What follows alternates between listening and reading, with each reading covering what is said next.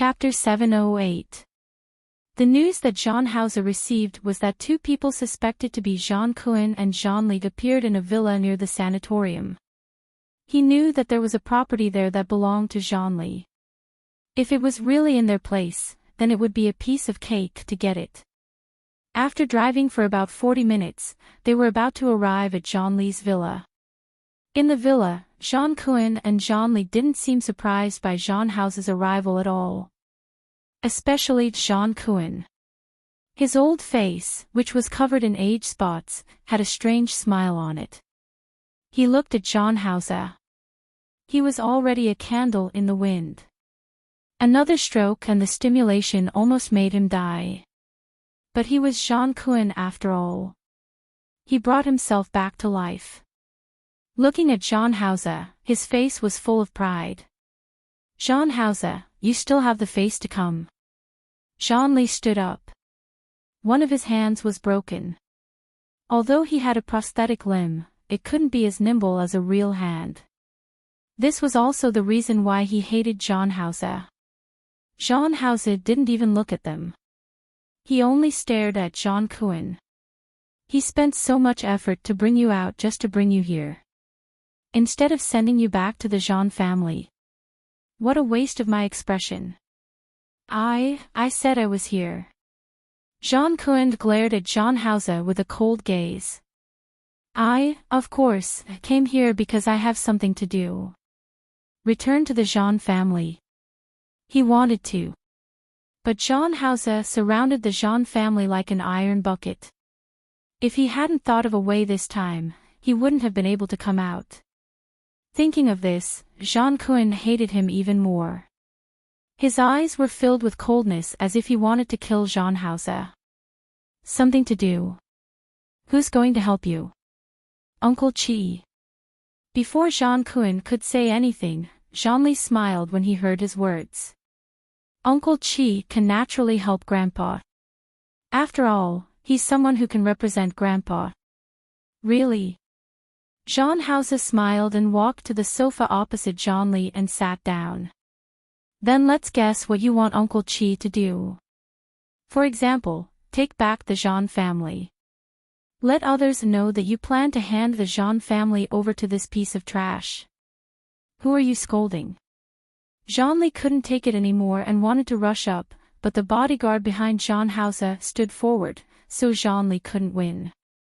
As soon as they came out today, Jean Cohen couldn't wait to find some of his trusted aides. After finding them, he didn't need them to protect him. He knew that Jean Hauser would not let him die so easily. Therefore, he asked everyone to follow Uncle Chi as long as he took back the Jean family. What was Jean Hauser's people worth? Jean Hauser, don't be too proud. After today, your horse will have nothing. Is that so? Jean Hauser nodded. Why don't we wait here for a while? Look who has nothing.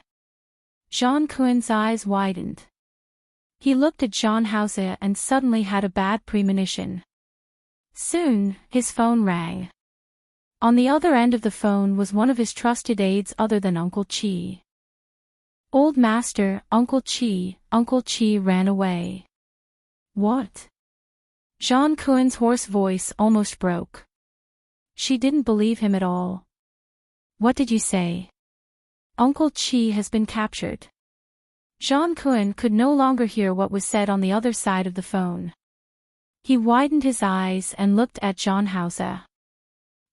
What did you do? It was impossible for Uncle Chi to betray him. He was suddenly captured. Jean Hauser must have done something. Jean Hauser smiled, but his smile didn't reach his eyes. His expression was cold. You should ask, what did Uncle Chi do? What did he mean? Jean Cohen's eyes widened. Jean Hauser, what did you do to Uncle Chi? Jean Lig's arrogant voice didn't enter Jean Hauser's ears. He looked at Jean Cohen. Or did you ask Uncle Chi to do something? Jean Cohen's methods were vicious and ruthless. After so many years, he had gotten rid of all those people who had gotten in his way. The most important person among them was naturally Uncle Chi. After decades, how many people's blood had Uncle Chi's hands been stained with? Even John Kuan didn't know. Don't worry. Soon, it will be your turn. Just like every time in the past, John Kuan was extremely angry at John Hauser. However, he quickly came back to his senses. Do you think you've won? He forced himself to focus and glared at John Hauser. Why don't you call and ask where your woman is now? John Hauser narrowed his eyes. His phone rang at this moment. It was the bodyguard he had sent to follow Shi Mengwan to protect her. He didn't know what was said on the other end of the phone, but John Hauser's brows furrowed tightly. He raised his head and looked at John Kuan. What did you do? John Kuan seemed to know what the call was about. He was also looking at him with a gloomy smile on his face. Your woman is in my hands. John Kuan sneered and said. His hoarse voice was very unpleasant to the ears. The content that was revealed was even more unpleasant to the ears. Tang Hua, who was following beside John Hauser, looked at John Hauser worriedly. John Hauser hung up the phone and stared straight at John Kuan. What did you say? I said, your woman is in my hands now. John Kuan felt that he had finally been able to relax. If you don't want anything to happen to your woman, then get someone to release Uncle Chi and hand over the Zhang family. John Hauser sat there and looked at the proud and arrogant grandfather and grandson in front of him. He suddenly smiled. What makes you think that I will hand over the entire Zhang family for a woman? You won't. It's just a woman. Compared to the entire Zhang family, she's really insignificant. Moreover, the Zhang family is in my hands. How many women can I want? John Kuan shook his head. He looked at John Hauser as if he was looking at him, but at the same time, it didn't seem like he was looking at him. No, you will. I didn't know that you know me so well. John Hauser's face darkened. You're sure about something that even I'm not sure about? Of course I'm sure, because you're just like your father.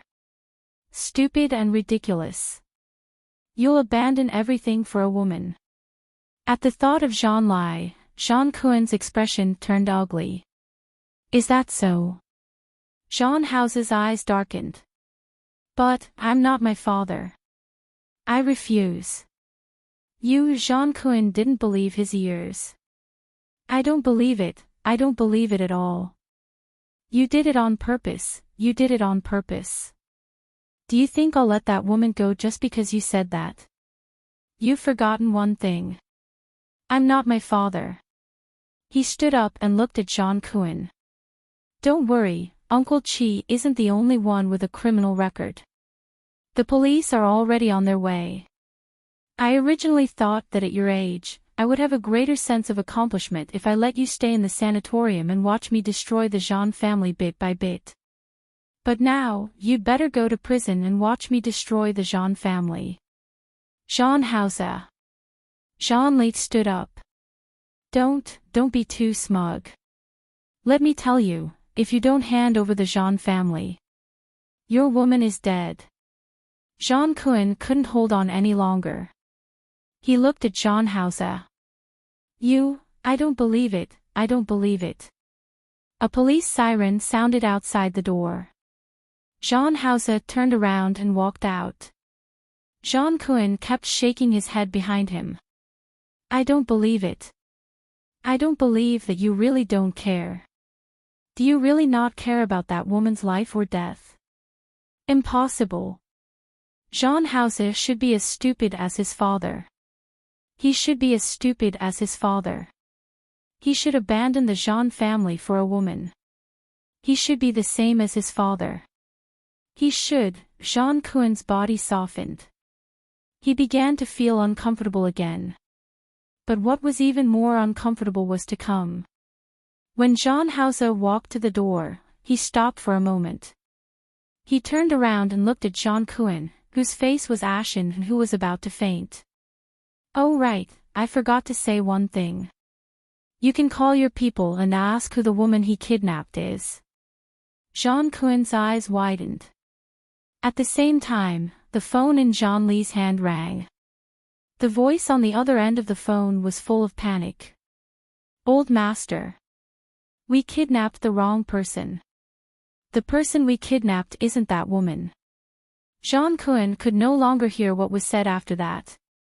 His eyes rolled back and he fainted. Jean Li wanted to do something else, but the police outside the door had already come in.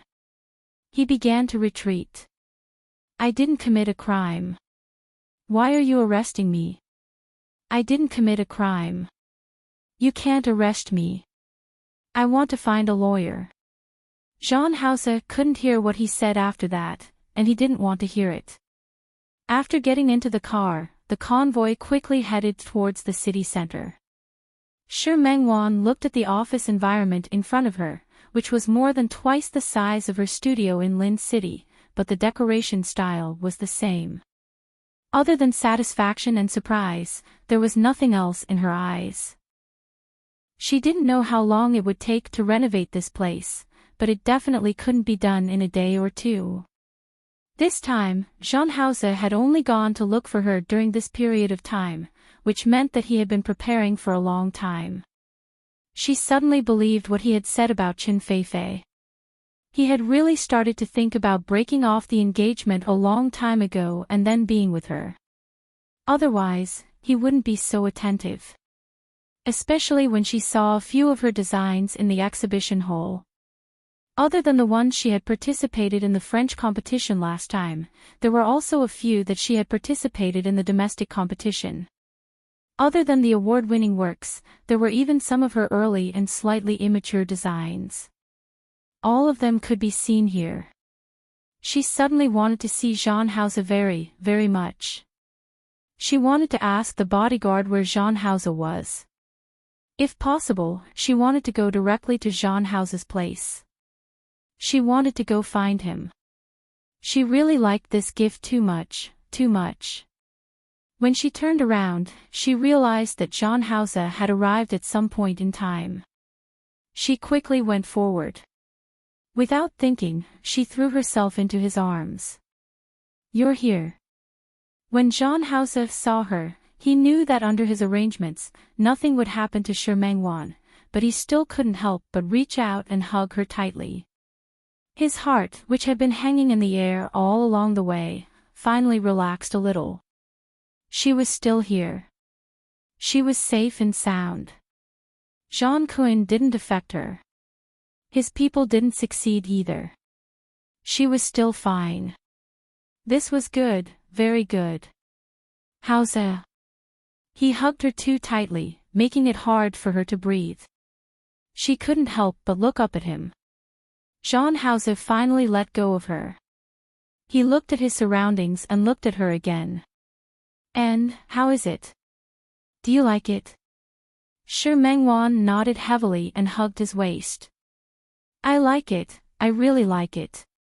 It was exactly what she had imagined the studio to look like. It was bigger, better, and the style was more suitable. If there's anything else you don't think is suitable, you can tell Tang Hua directly and ask him to get someone to change it.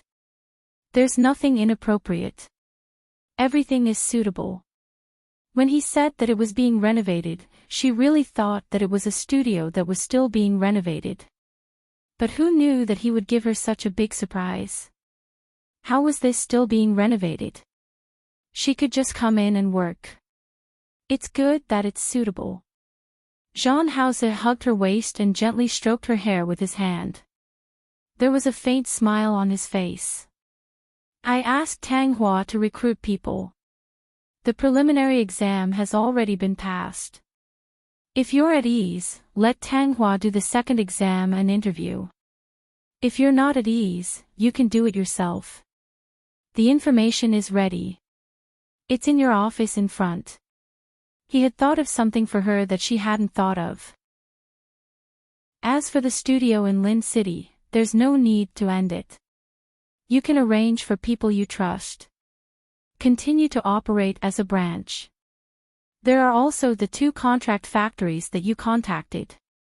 If you can't handle the work in Lin City, I asked Tang Hua to buy 2 clothing factories in Qing City. From now on, they're all yours. Zhang Hao's words made Shi Mingwan's eyes widen. 2 clothing factories. What did that mean? If he said he would buy them, he would buy them. Zhang Hao, you'll spoil me rotten if you do this. She only thought that a factory would be willing to split out a production line to make the clothes she designed, but she never thought that she would be able to have a clothing factory herself. You're spoiling me rotten just like that. Zhang Hao felt that she was too easily satisfied.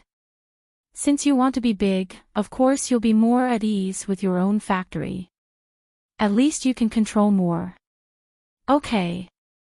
He was so thoughtful. What else was Shi Mengwan not satisfied with? She tiptoed and kissed him on the lips. Thank you. Haoze. Zhang Hao looked at her and held her hand in his. I don't want your thanks. What's mine is yours. You never have to say thanks to me. Because of his words, Shi Mengwan reached out to hold his face. She looked at him fixedly and met his eyes. Zhang Hao, are you really Zhang Hao? Was the man who was so good at saying sweet words, thinking for her, and thinking of all her problems really her dear brother? Was he really the Zhang Hao who used to be as cold as ice to her? If I'm not Zhang Hao, who am I? Shi Mengwan suddenly smiled. Yes, if he wasn't her dear brother, who else could he be? Or do you not like me like this? I like it. Shi Mengwan hugged him tightly. I like it too much. It's good that you like it. As he spoke, he snapped his fingers. Soon, someone brought in a large bouquet of roses. He knelt down on one knee in front of her. He handed the roses in his hand to her. Wan, marry me. Shi Mengwan bit her lip. She didn't believe that there would be so many surprises today. Zhang Hao, you, marry me. I know it's very difficult for you to let go of everything in Lin City and come here with me. But I still selfishly hope that you will agree to marry me. I promise that I will always treat you well and take care of you for the rest of your life. Shi Mengwan covered her lips and looked at the large bouquet of roses. Her eyes turned red and tears welled up in the corners of her eyes. I promise you. Zhang Hao watched as she took the bouquet of roses and took out a ring from it. It wasn't the big diamond ring she had imagined. Instead, it was a very ordinary diamond ring that looked a little old. The diamond was small and not big. But the luster was moving. The style was also very classic. Zhang Hao put the ring on Shi Mingwan's hand. His slender fingers gently pointed at the surface of the ring. This is considered an engagement ring. I've already asked someone to make the wedding ring. It will take some time before it can be sent back. It's okay. Shi Mengwan didn't mind. Zhang Hao didn't look at her. He just stared at the ring. This ring is my mother's relic. It's the wedding ring she used to marry my father. Shi Mengwan looked at this extraordinary ring. At this moment, she could almost feel the weight of this ring. Actually, there's no need to specially order a wedding ring. This one is also very good. No. You deserve better. Zhang Hao held her hand as if he had thought of something. Let's go. I'll take you somewhere. Where to? You'll know when you come with me, Zhang Hao said. Shi Mengwan looked at him and followed him with the large bouquet of roses in her arms. They went out together. Zhang Hao sat in the car with a serious expression. He picked up the phone a few times, but Shi Mengwan almost didn't hear him speak. It was just as simple and, okay, I got it. Such a response, such as Zhang Hao, made her feel as if he had returned to when they first met. She couldn't help but reach out to hold Zhang Hao's hand. Jean Hauser turned around to look at her. When he met the worry in her eyes, he patted her hand. Jean Hauser. Are you okay? I'm fine. Jean Hauser held her hand tightly, and the expression on his face was a little complicated. He seemed to be relaxed, yet nervous, yet in pain, yet happy. Shi Mengwan couldn't tell, but Jean Hauser's gaze made her heart ache. She couldn't help but hold his hand and snuggle into his arms at the same time. I'll be with you. I'll always be with you. Jean Hauser didn't say anything more. He just pressed his chin against the top of her head and smelled the faint fragrance on her body. The urge to kill slowly relaxed. Jean Kun wasn't locked up in the end. Because he fainted again. This time, he probably wouldn't be able to save him. Uncle Chi refused to confess what he had done, even if the evidence was irrefutable. But regardless of whether he confessed or not, he would probably end up in prison. As for Zhang Li and Zhang Yang, without Zhang Kun, they were nothing to be afraid of. The remaining Bai Shuqiao and Zhang Lai, the Bai family wanted to help Bai Shuqiao seize power with the business travel package and regain control of the Zhang family. But the Bai family had been arrogant enough for the past few years. In the past few days, he had been speeding up his actions to deal with the Bai family. He believed that in less than a week, the Bai family would go bankrupt. If the Bai family went bankrupt, Bai Shuqiao would no longer have any bargaining chips or loyalty. Zhang Lai would lose such help, and Zhang Li and Zhang Yang wouldn't be able to live up to expectations. The Zhang family could be considered to be completely finished. And his cautiousness and forbearance over the past few months had also come to an end. The police were already on their way to the Zhang family's mansion. It wouldn't take long for the Zhang family to be sealed up. After all, Zhang Kun, Uncle Chi, and Zhang Lai's hands weren't clean. Without the Zhang family might be even worse than ordinary people. His long-cherished wish had finally come true. Chapter 709. Shi Mengwan, who was sitting in the car, only saw that it was a mountain. The mountain wasn't very high, and the car drove straight up the mountain. They were now halfway up the mountain. Following Zhang Hauser out of the car, he held her hand and walked to a small path on the side. Shi Mengwan had a faint premonition in her heart. She knew why he brought her here and what he wanted to do. Sure enough, after going around a small hill, she saw a very grand and magnificent graveyard. Someone behind Zhang Hauser handed him 3 bouquets of chrysanthemums. Wan, this is my mom. Shi Mengwan looked at the cemetery. Discovered that the cemetery is not just for one person.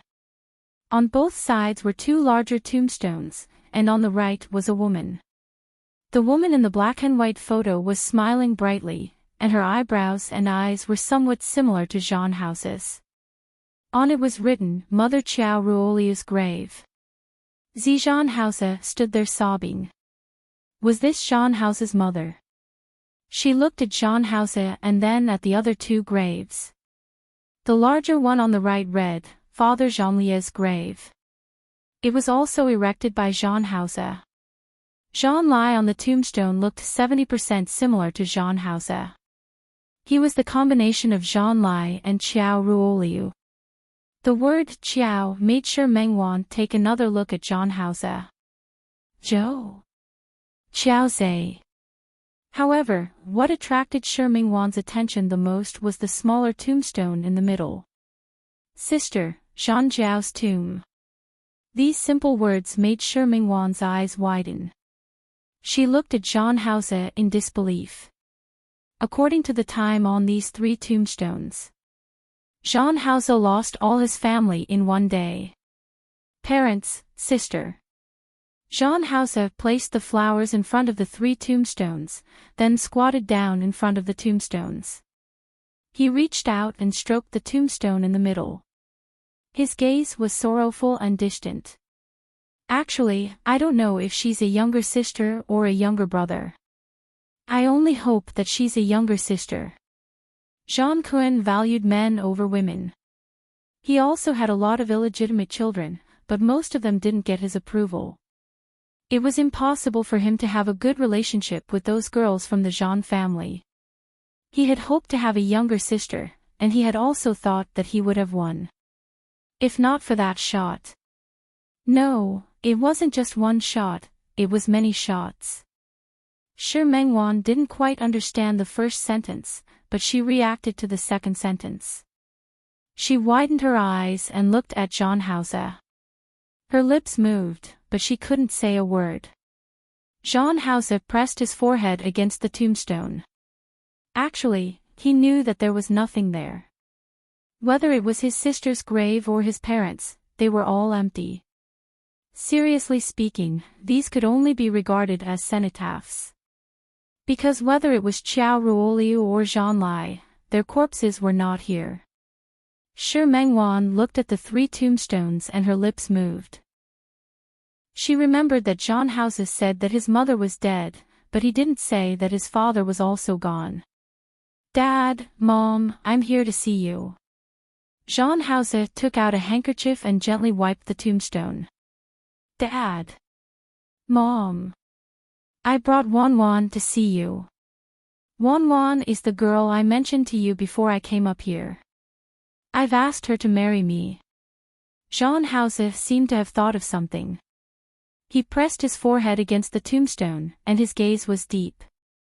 He used to have a happy family. His mother was an extremely ordinary primary school teacher. But she was very gentle. She liked children and liked to laugh. She came from an ordinary background, but she accidentally met Zhang Lai, the young master of the Zhang family, who was all-powerful in Qing City. At first, she didn't know Zhang Lai's identity. Zhang Lai liked Qiao Ruoliu like a demon. After knowing that his father wouldn't agree, he naturally eloped with Qiao Ruoliu. Qiao Ruoliu's mother was from Lin City, so the two of them settled down in Lin City. Qiao Ruoliu taught, while Zhang Lai found a job as an ordinary employee. The two of them didn't have much money, but they were very happy. Especially after they had John Hause, this happiness became 3 parts. As an elementary school teacher, Qiao Ruoliu liked children very much, especially her son. She would hold him in her arms and read to him. When he slowly grew up, she taught him to play the piano and sing. As for Zhang Lai, after getting rid of the controlling Zhang Kuan, he became an ordinary father. He would bring Zhang Hause to the park and carry his son on his shoulders. He would bring Zhang Hause to play basketball and football together. That period of childhood was the happiest time of Zhang House's life. He had a very happy family. This kind of happiness lasted until he was 9 years old. When he was 9 years old, Qiao Ruoliu became pregnant again. This was a very happy news for the Zhang family. At that time, she was only 2 months pregnant and didn't look pregnant. However, Zhang Lai and Zhang Hause already knew. They were looking forward to it and were very happy. The arrival of a new life. When Qiao Ruoliu asked the father and son if they liked a son or a daughter, the two of them said that they liked a girl. I'm going to be an elder brother. Zhang Hause was very happy at that time. This kind of happiness made him and Zhang Lai plan every day how to dote on her if they had a younger sister. He had a lot of plans, how to take care of this younger sister, how to be a good elder brother. Zhang Hause would never forget what happened on the day of the accident. Because that day was Qiao Ruoliu's birthday. Zhang Hause wanted to give Qiao Ruoliu a birthday present. That day happened to be Saturday. Zhang Hause had prepared the present the day before and wanted to hide it to surprise Qiao Ruoliu. No matter how he thought about it, he didn't know where to hide it. In the end, he chose to hide it in a cabinet in the living room. The cabinet was very big. Qiao Ruoliu had just cleaned it out the day before and said that she wanted to put something in it. At that time, Zhang Hause was still small, so he could hide inside. He hid it well and planned to give Xiao Ruoliu a surprise when his mother and father entered the house. However, he didn't expect that Xiao Ruoliu and Zhang Lai didn't come back, but Zhang Kun came first. Zhang Kun brought Uncle Qi and many people in black clothes into his house. He saw it through the gap of the cabinet door. He, who had never seen such a scene, was so scared that he didn't dare to make a sound. Zhang Kun asked his men to search around the house, but he didn't know what to search for. It was only when a man in black walked over to open the cabinet that he was scared out of his wits. At this moment, Zhang Lai and Xiao Ruoliu returned. Xiao Ruoliu was pregnant. Zhang Lai was worried that she would go shopping alone, so he accompanied her. Today was her birthday, and they even bought a cake on the way back. When they saw Zhang Kun enter the door, both of them were shocked. The things in their hands almost fell to the ground. Zhang Lai was more mature in the end. He asked Xiao Ruoliu to bring the things into the kitchen, while he confronted Zhang Kun. Zhang Kun wanted him to go back to the Zhang family with him, but Zhang Lai refused. Zhang Kun used Xiao Ruoliu to threaten him. Zhang Lai knew that his father had always been a man of his word, but he never thought that he would have the intention to kill Xiao Ruoliu. In the past, he spent every day training and managing the Zhang family's business. Everything he did was carried out according to Zhang Kun's will. After a long time, he almost forgot what he was like. Zhang Lai didn't want to live like that. He begged Zhang Kun to let him go. He didn't want to go back to the Zhang family. If he had to go back to the Zhang family, he had to bring Xiao Ruoliu back as well. Zhang Kun was angered by his son, but he didn't show any expression on his face. He opened his mouth again and asked Zhang Lai if he wanted to go back with him. When he got a negative answer, he vented all his anger on Xiao Ruoliu. It was this woman. It was her. It was her who seduced his son. It was her who caused his son to become like this. Zhang Kun didn't expect that the son he had spent so much effort to nurture would one day get out of his control, so he fired a shot at Xiao Ruoliu without thinking. When Zhang Hausa saw this scene, his heart was torn apart. But before he could react, Zhang Lai had already rushed forward and blocked in front of Xiao Ruoliu. That shot was aimed at the heart. Zhang Lai died in the hands of his own father just like that. Zhang Kun didn't expect that his shot would kill his son. His anger turned into shock. But after the shock, it condensed into even greater anger. It was all that B*TCH's fault. It was her. She was the one who caused his son to risk his life for her. Zhang Kun was so angry that he went crazy. When he saw Xiao Ruoliu, who had pounced on Zhang Lai and was crying loudly, he felt extremely angry. He held the gun and fired 2 shots, sending Xiao Ruoliu on her way. Xiao Ruoliu fell on Zhang Lai's body and died just like that. Zhang Hausa was completely dumbfounded. He had even forgotten what he wanted to do and what he could do. He watched as Zhang Kun looked at the 2 corpses in front of him and coldly asked his subordinates to dispose of them. At this moment, Zhang Hausa finally reacted. He rushed out of the cupboard and threw himself on his parents. He kept calling their names. But there was no reaction at all. In the end, Zhang Hausa rushed up and randomly hit Zhang Kun. But his body was quickly held up by someone. Zhang Kun wanted to eliminate the roots and kill Zhang Hausa as well. But before he could kill Zhang Hausa, Uncle Qi's phone rang first. In the early years, for the sake of power, Zhang Kun married the daughter of the Lu family in the province where Zhang Lai's Qingqing was located. After his wife died, the Lu family took good care of Zhang Lai, their grandson.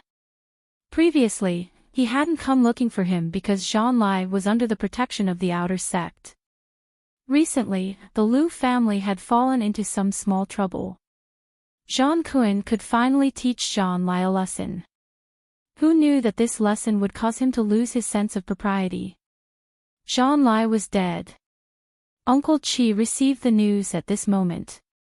Jean Lai's grandfather had actually been re-elected.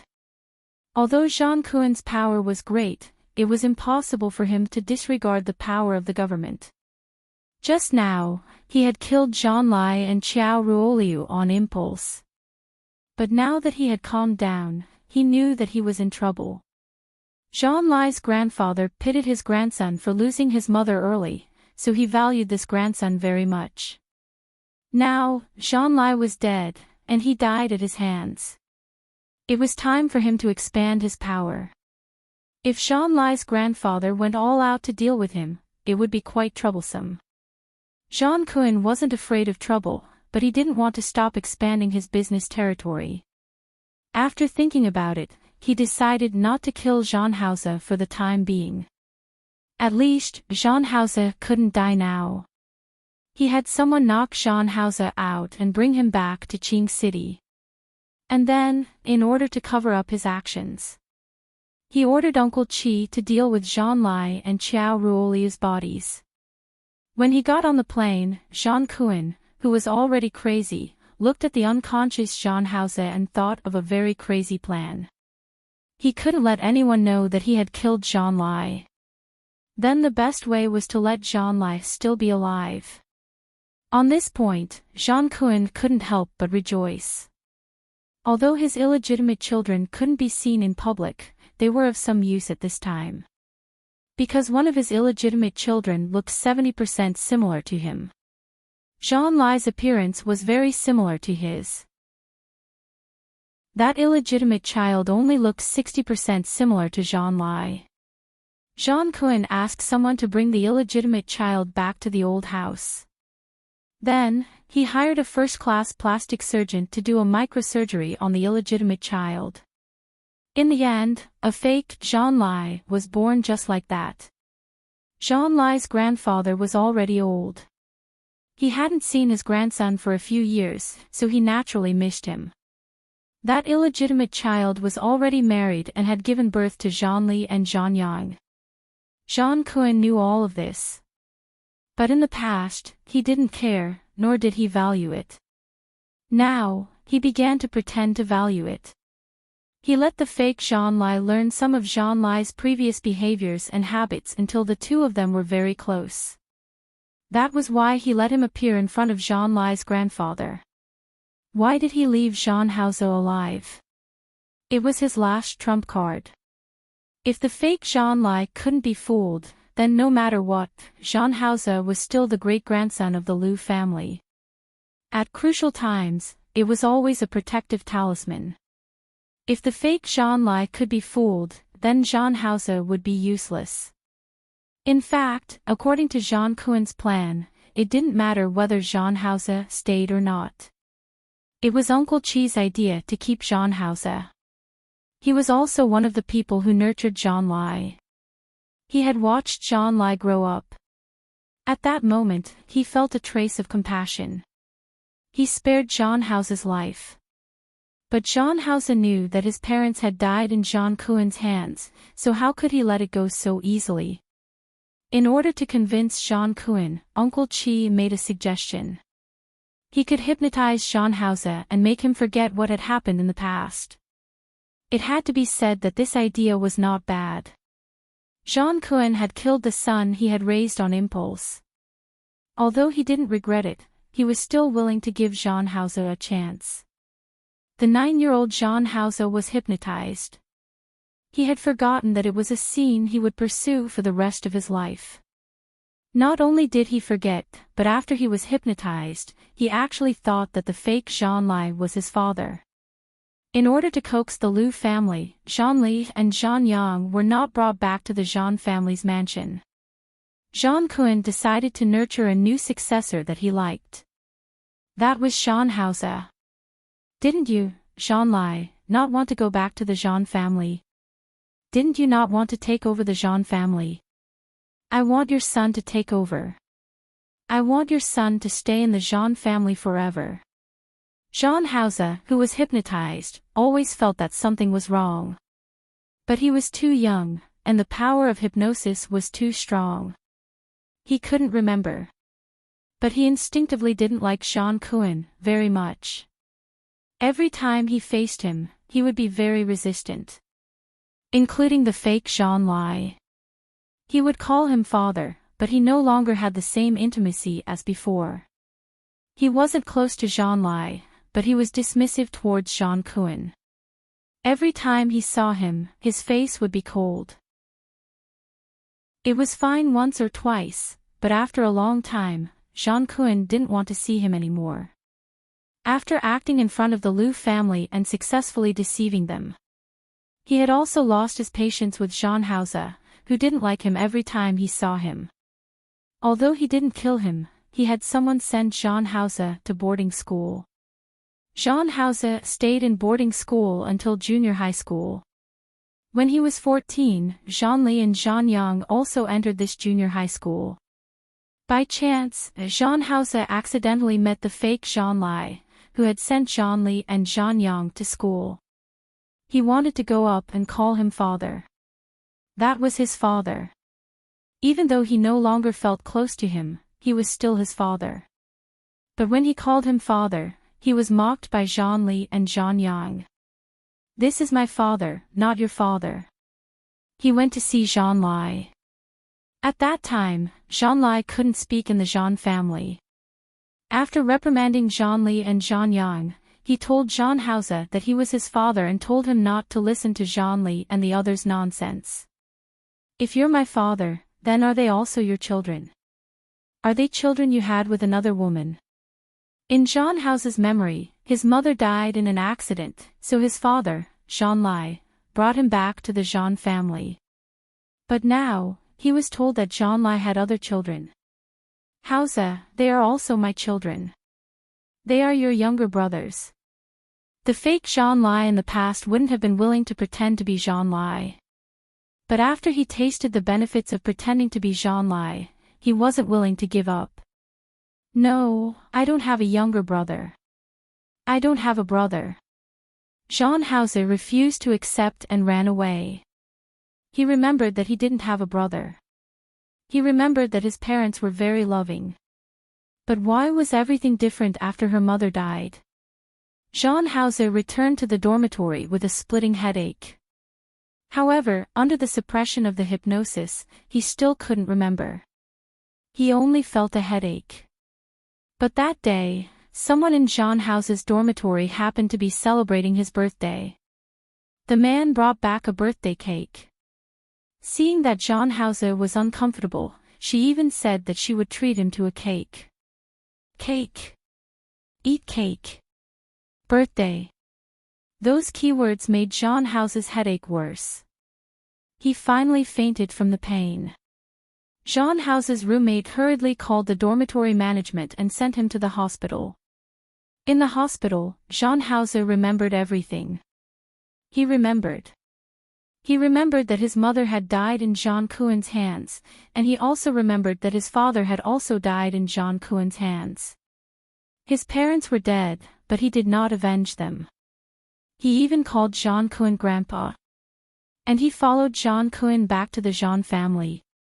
Jean Hauser could not forgive himself. He could not stay in the Jean family anymore. Not only could he no longer stay in the Jean family, but he could no longer stay in Qing City. He was only 14 years old. He wanted revenge. He wanted to kill Jean Cohen to avenge his parents. But he didn't know how a 14-year-old like him could do it. Jean Cohen was a very cautious person. Even when he was sleeping, there were bodyguards outside his door. Not to mention that every time he went out, he was always accompanied by more than a dozen bodyguards.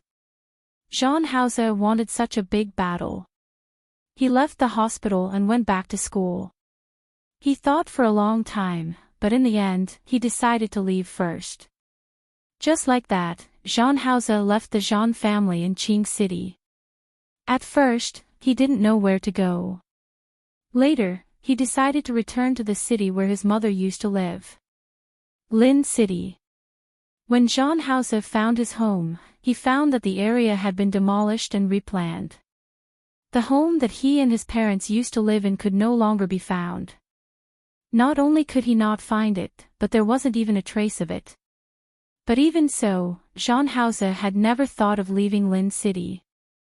This was the place where his parents had lived with him for 9 years. The more painful the later years were, the more blissful those 9 years were. Shi Mengwan was stunned when she heard this. That Zhang Kun, was he crazy? He killed his own son and daughter-in-law, and he didn't even let his own grandson off. Such a person wasn't crazy, but he was probably already crazy, right? After all, if he wasn't crazy, how could he do such a thing? Hausa. Shi Mengwan didn't know what she could do at this time. She couldn't even imagine what she, who had always had a happy family, would do if she encountered such a thing. She squatted down and hugged Jean Hauser's shoulder. It had been a long time since the incident happened. Any consolation would be useless at this moment. She could only hug him tightly, hugging him with all her might. Jean Hauser looked at the 3 tombstones expressionlessly. His life was divided into 2 stages. Before he was 9 years old, after he was 9 years old. No, it should be said that before he was 9 years old, and after he was 14 years old. The few years in the Jean family in between could only be considered a nightmare for him. After he was 14 years old. Every day, every hour, every minute of his life, he lived only for revenge. Shi Mengwan looked at the side of his face and thought about everything he had experienced. At this moment, all the confusion and reproach she once had towards Jean Hauser disappeared. There was only a faint heartache left. For such a man to watch his own parents die in front of him, how strong must his mentality be to keep him from collapsing? She suddenly understood why Jean Hauser always had a cold face and why it was so difficult for him to smile. No one would be able to smile when they encountered such a thing, right? Then, what happened after that? Zhang Kun, how was he now? Shi Mengwan looked at him with concern. Su Qingsang had heard about the Zhang family from Hu Jinyao. Su Qingsang had mentioned it to Shi Mengwan before. Shi Mengwan knew that Zhang Hauser's father was still alive. But Zhang Lai seemed to have a wife. At first, she thought that Zhang Lai had married someone else, which was why Zhang Hauser's relationship with his father was so bad. But she didn't expect that Zhang Lai wasn't Zhang Hauser's father at all. Zhang Hauser didn't say anything. He stood up. He looked at the tombstone. Dad. Mom. I've avenged you. There was only one sentence, a simple sentence. But Shi Mengwan could understand what he meant. Your grandfather, that person, how is he? That kind of person wasn't worthy of being a grandfather. Although Grandma Shi was a little unruly, she was only a little feudal. But what was Zhang Kun? In the hospital. When he came, Tang Hua had asked about it. Zhang Kun was sent in for resuscitation again. He had been struck by a stroke twice and had suffered such a huge shock. He probably wouldn't live for a few days. Zhang Hauser's voice was a little cold. He held Shi Mengwan's hand tightly. I once thought about killing him myself. Shi Mengwan wasn't surprised. Anyone who encountered such a thing would have such thoughts, right? Chapter 710. The mountain breeze was slightly cold. Shi Mengwan looked at him. She had some guesses in her heart, but she wasn't sure. Zhang Hauser turned to look at her and said softly, because I met you. Shi Mengwan was stunned for a moment. When she met the gentleness in his eyes, her heart trembled. Dear brother. Yes. Zhang Hauser smiled. That smile was very light. It overlapped with Chao Zhe when he was young. At that time, he only wanted revenge. When he came to Lin City, he had nothing on him and couldn't do anything to Zhang Kun. Although he wanted revenge, he couldn't find a way. What was even worse was that after Zhang Kun found out that he had run away, he sent people to hunt him down several times. If it weren't for his good luck and the fact that John Kuhn was focused on expanding his business during that period of time, he wouldn't have been able to focus on dealing with him. Otherwise, it was unknown whether he would have survived. There were naturally other reasons for this. Jean Lai had come to Lin City and stayed for many years, so he naturally didn't stay for nothing. Although he looked like an ordinary employee, he came from the Jean family after all. He had left someone in Lin City. Those people eventually became Jean House's help. After coming to Lin City, Jean House changed his name. He followed his biological mother's surname, Xiao Zhe. He lived in seclusion in a bungalow and rarely interacted with others.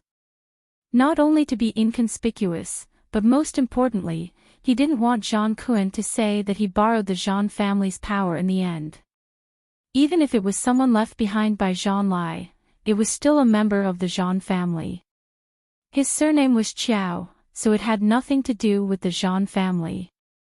He was only 14 years old and could do too little. However, this didn't stop the flames of revenge in his heart from burning. He stayed in a bungalow. This area was complicated and chaotic. Although he was only 14 years old, he had already seen the darkness of the Jean family.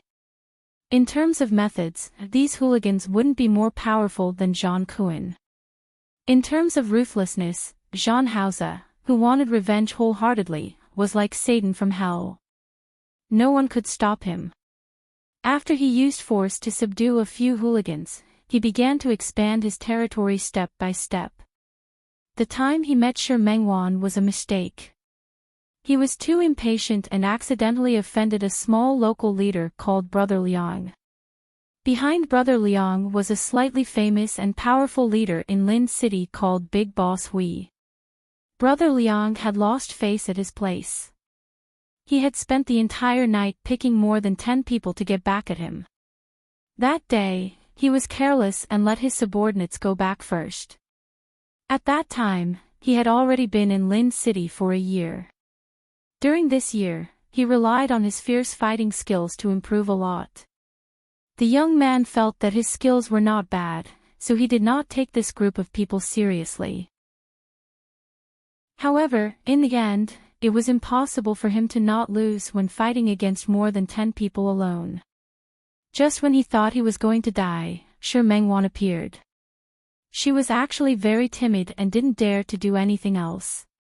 She only shouted that the police were here and saved him. However, this person was quite smart and knew to make some noise. Brother Liang's men had left. His entire body was in extreme pain from being beaten up, but he knew that someone had saved him. He walked around the alley and walked in front of Shi Mengwan. Only then did he realize that the little girl was so scared that she fell to the ground. She was clearly so scared that her face was pale, but she forced herself to calm down and did not run away. For some strange reason, he took the bread from her bag and ate it. He was pretending to be hungry, but he really wanted to use this opportunity to teach her a lesson. Who would have thought that a timid little girl would dare to lecture him and say that he littered? Ha, how ridiculous. Who would care about where the trash was thrown in that area? What was even more unexpected was that not only did the girl dare to lecture him, but she also dared to follow him home. The days that followed were a little out of his imagination. Not only was she bold, but she was also stupid. She gave him all the money she had. He thought that he was going to take her in, but he didn't expect her to run away the next day. She was really stupid. If it weren't for him, she would have been taken away by someone else. If 1 or 2 people went missing in this area, there would be no sound at all. After that, it was much simpler. She treated him as her savior and called him dear brother. He didn't care. It was just one more person to eat. As long as she didn't mind, he didn't care. However, after having her, his life was indeed much better. At least he didn't have to eat irregular meals, and he didn't have to stop for meals. After that, things got out of his control. That year, during the Lantern Festival, that bowl of alcoholic rice balls.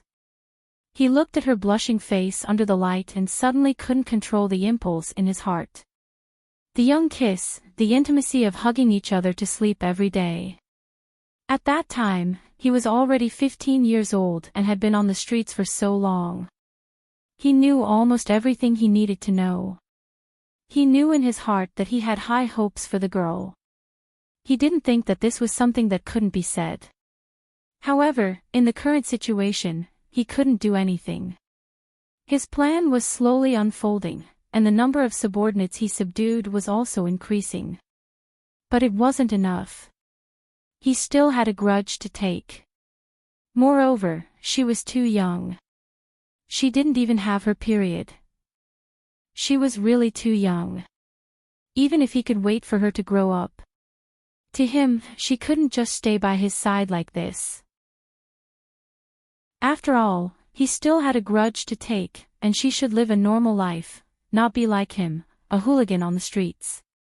Therefore, he thought of a way to find a former colleague of Xiao Ruoliu, who had a good relationship with Xiao Ruoliu. Then, he arranged for her to go to school. In his eyes, his relationship with Shi Mengwan was getting better and better. He could feel the starlight in the girl's eyes when she looked at him. He could also feel the closeness the girl had to him every night. She would fall asleep in his arms. She would cook every day and wait for him to come home. Under the light, she did her homework very seriously and attentively. He could tell that she liked school very much. Even though she had dropped a lot of homework, there was a smile on her face. She obviously liked school. Not only was she good at her studies, but because she could go to school, she took care of him even more attentively. Other than cooking, she actually knew how to change clothes. For a period of time, he even felt that other than being too young, they were no different from husband and wife at other times. Later, he looked at her in high spirits and said that she wanted to be a fashion designer when she grew up.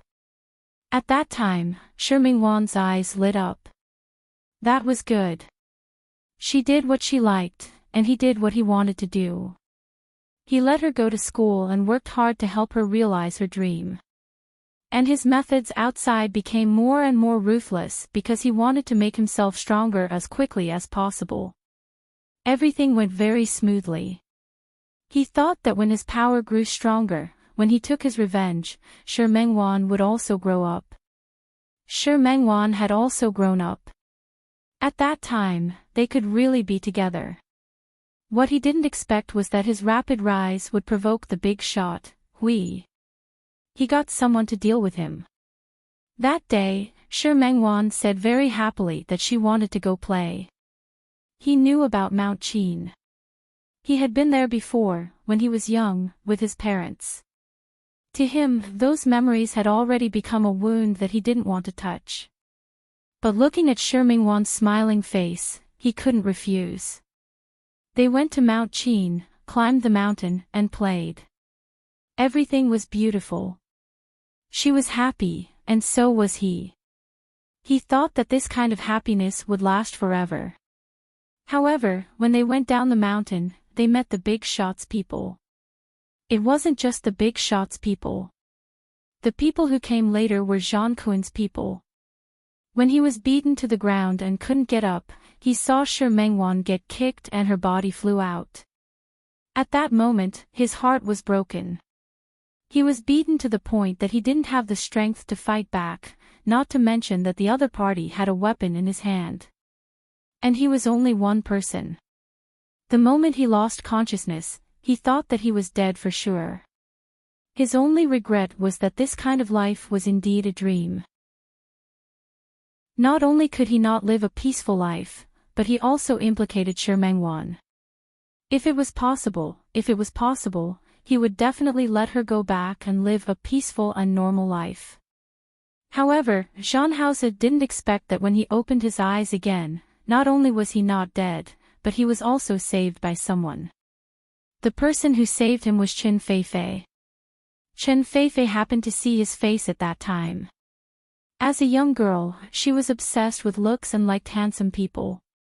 At that time, Shi Mengwan fell behind the tree.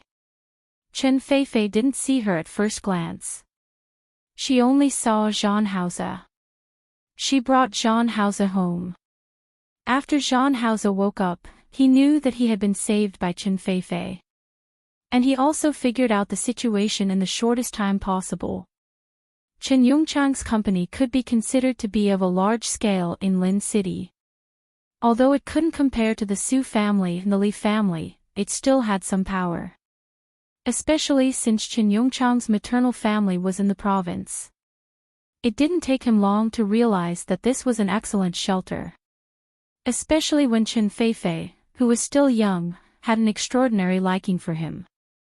With the Chen family's power, he went to school, started a business, and developed his own power. Of course, he also gave the Chen family some feedback. This could be considered as taking what they needed. As for Shi Mengwan, she was suppressed in the corner of his memory and was no longer mentioned. Before he succeeded, before he had the ability, the further away he was from her, the safer it would be for her. What if Shi Mengwan was with another man? He thought that this was also good. There was nothing bad about it. At least, it was safer and happier than being by his side. After all, the more he grew up, the more he understood what kind of giant the Zhang family was. With his current ability, he couldn't touch the Zhang family at all. He could only plan slowly.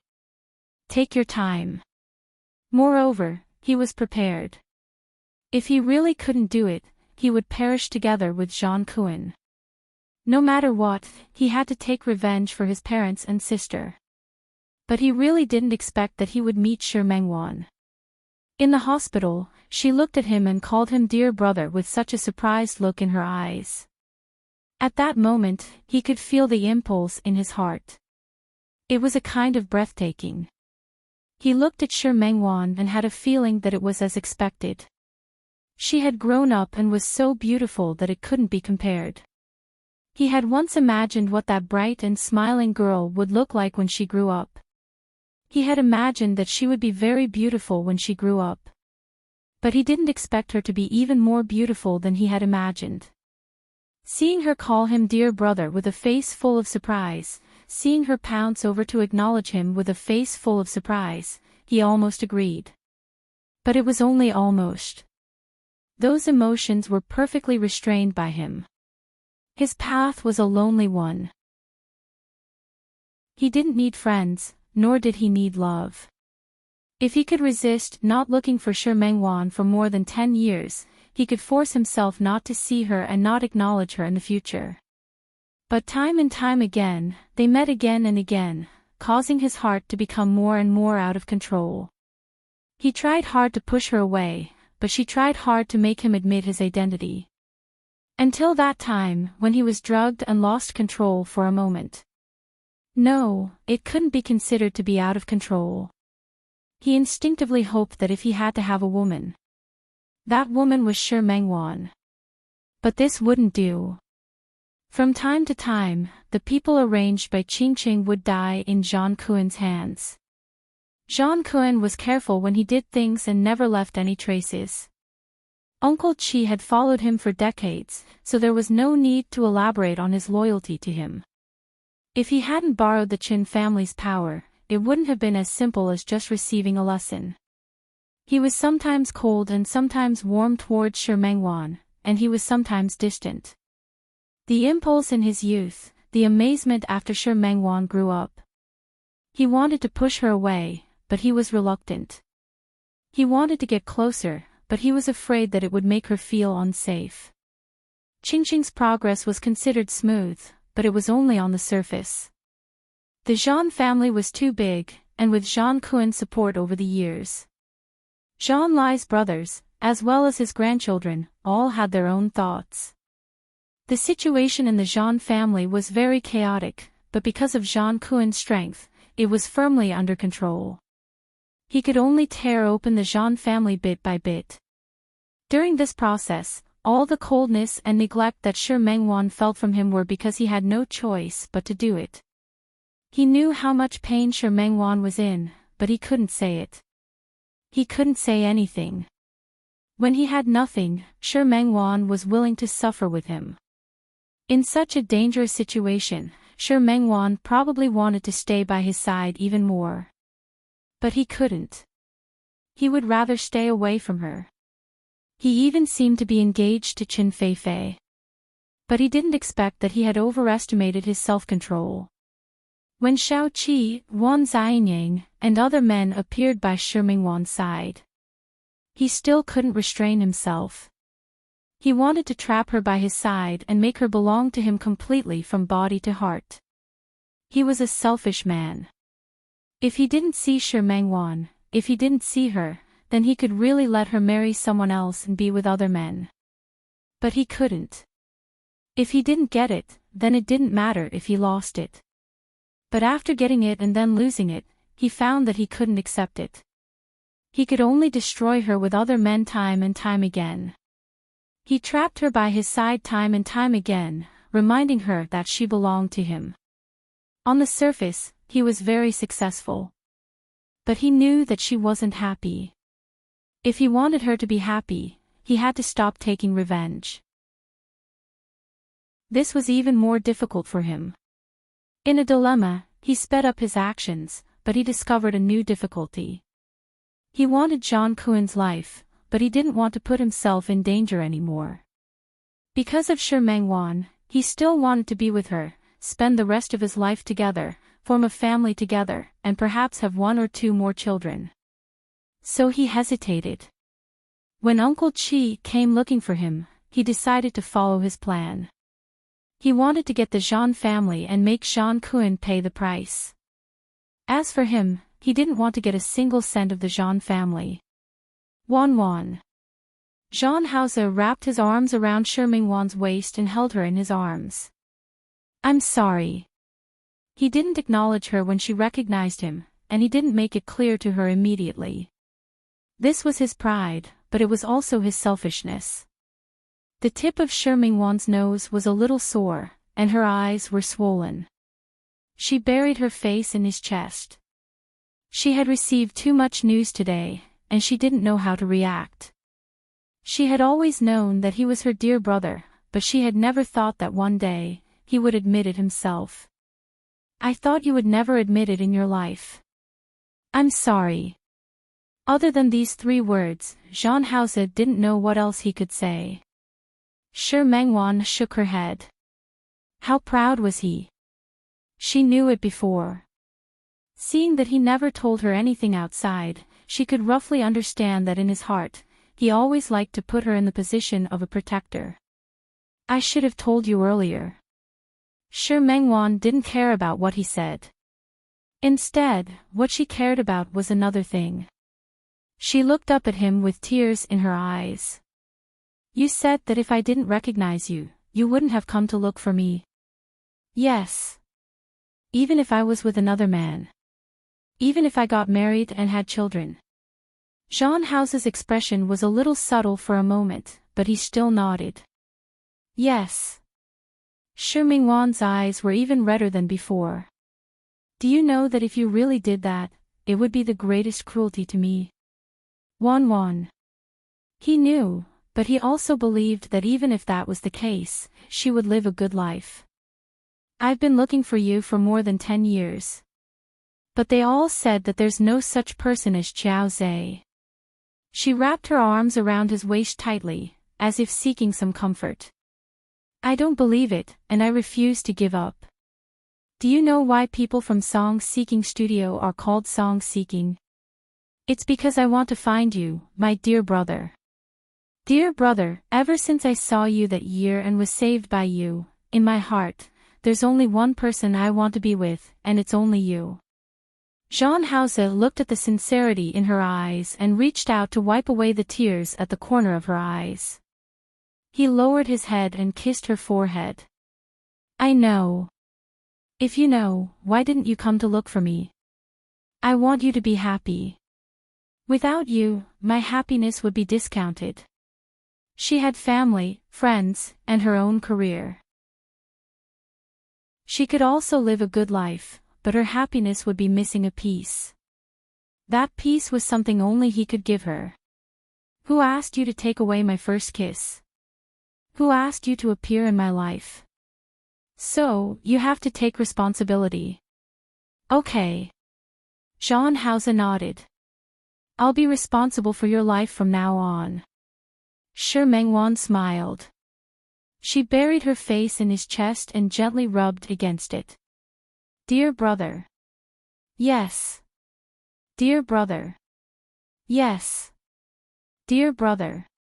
Shi Mengwan had a surreal feeling, which made her keep calling him dear brother. Jean Hauser couldn't help but lower his head and give her a deep kiss. Shi Mengwan took the initiative to cater to him, but not long after, she reacted. She took a step back and looked at the tombstone beside her, a little embarrassed. It's okay. Mom and Dad will like you. As if he knew what she was thinking, Jean Hauser's voice was a little teasing. This was the first time she had seen Jean Hauser so relaxed and casual. She bit her lip, a little nervous. Has your trouble been resolved? It's all resolved. Once Jean Kuin died, the fall of the Jean family was inevitable. Of course, before the fall of the Jean family, he had already broken the Jean family's business into parts, and then reorganized it. In those few months, he only slept 3 hours a day. After his operations, the current Jean family was already a brand new Jean family without Jean Kuin. All of Jean Kuen's Jean family no longer existed. The new Jean family was formed by him, a brand new business kingdom. Shi Mengwan nodded. Dear brother, we'll be together forever, right? Yes. That's great. Shi Mengwan hugged Jean Hauser again. I'll call you dear brother from now on, okay? Okay. Dear brother. Yes. Dear brother. Yes. I love you. Me too. Dear brother. Shi Mengwan suddenly raised her head and looked at him with a focused expression. What my mother said last time was a lie to you. My mother won't want me to get a son-in-law. I know. Father Shi had already said that Shi Mengwan didn't need to make any sacrifices. It didn't matter who she married, as long as she was happy. You have a very good pair of parents. You too. Shi Mengwan gripped his hand tightly and looked at the 3 tombstones. Dear brother. Dear brother, believe me, your parents must want you to live well. Not for him to take revenge. Although he had already succeeded. But he believed that all parents in this world only wanted their children to grow up safely. Yes. I know. Jean Hauser held her hand tightly. Let's go. Let's go down the mountain. He turned around and looked at the tombstones. Finally, he bowed, and when he raised his head again, there was a faint smile on his face. It was bright and sunny, completely different from the gloomy atmosphere of the past. Dad, Mom, don't worry. I'll live well. For myself, for you, and for Wanwan. Then, goodbye, Auntie and Uncle. Shi Mengwan also bowed, but the way she addressed him attracted Jean Hauser's objection. You should call them Mom and Dad too. Shi Mengwan blinked, as if she was a little embarrassed. In the end, she readily accepted his advice. Dad. Mom. Sister, goodbye. I'll come to see you with Hauser next time. Jean Hauser smiled, held Shi Mengwan's hand, and left together. Wanwan. When they went down the mountain, Jean Hauser suddenly called Shi Mengwan's name. Yes. I founded XM Company in Lin City. XM is just an abbreviation, but the Chinese meaning is to dream. I miss Mengwan. Shi Mengwan was stunned for a moment. She turned around and looked at him. There was a flash of surprise in her eyes. Dear brother. Thank you. Wanwan. Jean Hauser stopped and looked at her. Thank you for waiting for me. Without her, he could still continue to take revenge. He could continue to live his own life. But at the same time, his happiness would also be discounted. Without Shi Mengwan, his life wouldn't be as perfect as it was now. However, Zhang Haoze didn't expect that it could be even more perfect than it was now. His wedding with Shi Mengwan was scheduled for October. They separated in October, so they chose to get married in October. After the wedding, they were supposed to go on a honeymoon, but unexpectedly. As soon as the wedding ended, Shi Mengwan vomited profusely. The nervous Zhang Haoze called the doctor to check Shi Mengwan's body, only to find out that she was already more than 2 months pregnant. Because she had been busy with the wedding and the studio, she didn't even know. Because of the severe morning sickness, Zhang Haoze and she naturally couldn't go on a honeymoon. 7 months later, Shi Mengwan gave birth to a very cute baby girl. Zhang Haoze wanted a daughter wholeheartedly, and now his wish was finally fulfilled. He thought to himself that his life was truly perfect now. Chapter 7:11. When Li Qinxue entered the room, there were already several people sitting inside. Speaking of which, they had all worked with the Li Corporation before. Sitting at the head of the table was her ex-in-law, Qiu Yanbo's father, Qiu Tonghe. They were all familiar faces, the Xing family, the Song family, the Wu family, and the Chang family. Li Qinxue nodded at a few people and greeted them one by one. Then, she sat down in a seat near the head of the table. Today was a private banquet. No matter what, Qiu Tonghe was once his in-laws. Although the two of them weren't going to get married, they didn't want to become enemies. There was still a connection. Qinxue. Qiu Tonghe had a good relationship with Li Qinxue. In the past, they used to call each other in-laws.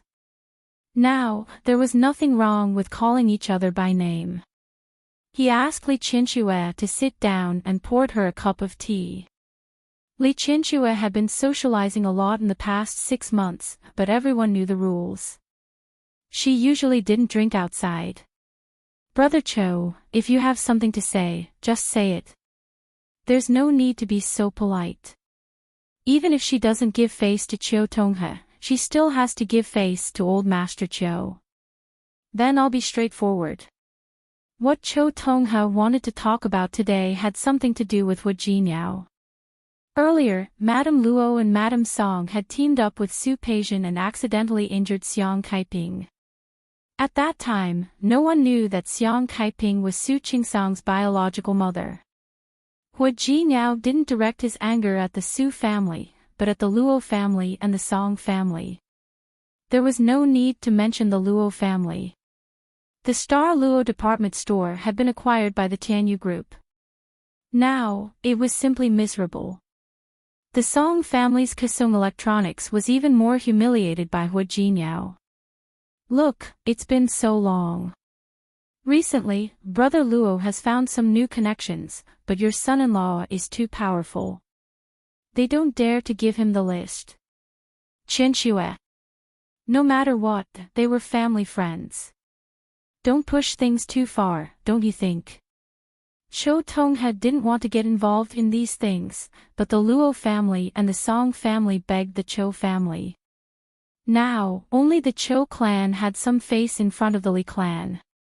He had to give it to her. Li Qinxue knew about these things. When she came in and saw the Luo family and the Song family, she roughly guessed the other party's intentions. I can't make the decision on this matter. Qinxue, that's not appropriate. Your president was mother-in-law. He has to listen to you, right? Not to mention the fact that Hu Jiniao isn't in Lin City right now. Even if he was, he might not listen to me. At the very least, shouldn't you be looking for Hu Jiniao now? Look, you said it yourself. President Hua isn't in Lin City. We can't find him even if we want to. Moreover, President Hua is still standing up for your daughter, isn't he? But Mrs. Luo and Mrs. Song did it for your other daughter. Li Qianxue's expression did not look too good. Of course, she knew that. Speaking of which, Su Peijian was the one who started this. But what of it? Speaking of which, if it weren't for Mrs. Luo and Mrs. Song, Su Qingsang wouldn't have felt guilty towards Xiang Kaiping. In the end, she even almost refused to acknowledge her as her mother and called Xiang Kaiping her mother instead. Thinking of this, Li Qianxue felt uncomfortable and naturally didn't want to get involved in this matter. Qianxue, it's all in the past. Mrs. Luo and Mrs. Song also know that they were wrong. Besides, this has nothing to do with old Luo and old Song. Why don't you ask your son-in-law to be merciful and let them go?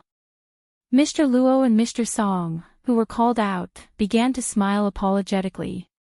Li Qianxue felt bored. She couldn't eat at all in such a situation. She looked at the two of them.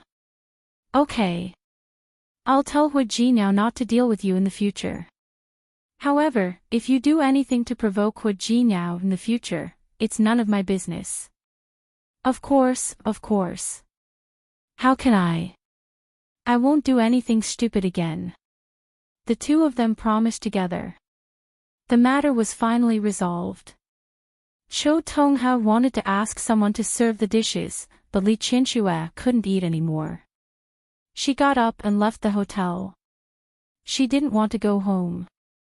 Li Qianxue sat in the car.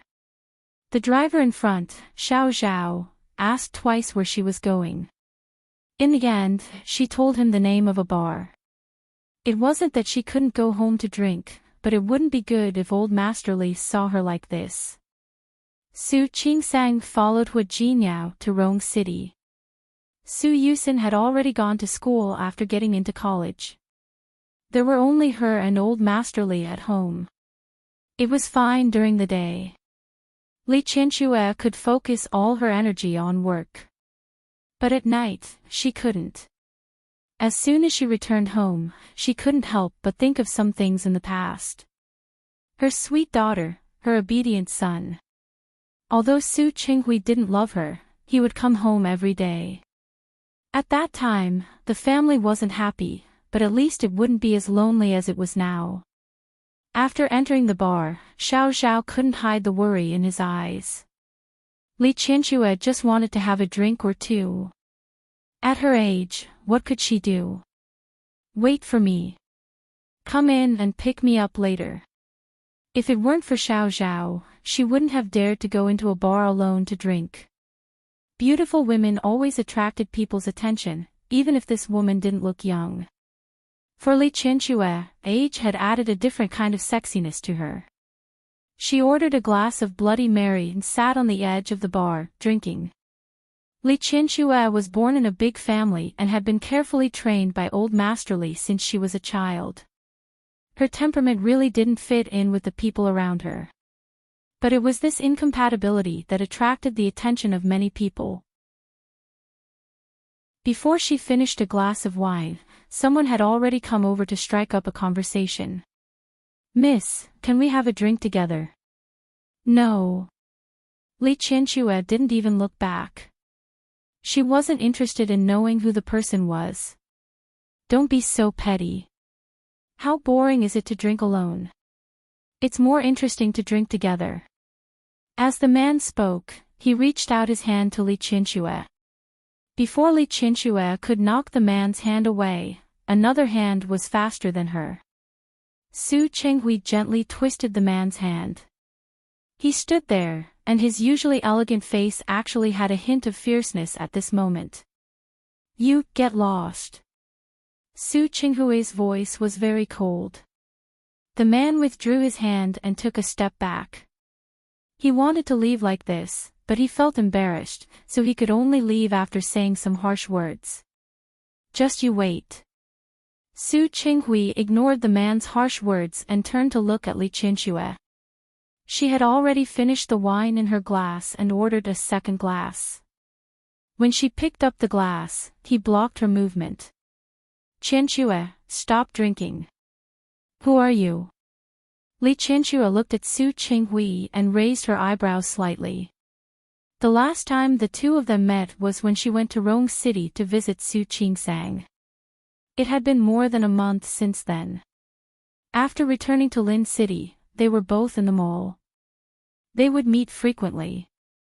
However, Li Qianxue had the ability to make herself ignore Su Qinghui. She had met him a few times when she came back, but every time, she completely ignored Su Qinghui. Su Qinghui knew how much she hated him. He felt helpless, but he couldn't let her keep drinking here. Qianxue, be obedient. If you want to drink, go back and drink. Li Qianxue's alcohol tolerance was not bad. A glass of wine was nothing to her. She looked at Su Qinghui's hand on her wrist, raised her hand, and easily waved it away. Be obedient. Who are you? Why should I listen to you? This was the second time she had said this. A flash of bitterness appeared in Su Qinghui's eyes. Qianxue, I don't think Dad would want you to do this, right? He didn't know what had happened to make Li Qianxue come out to drink, but he believed that old Master Li would definitely not agree.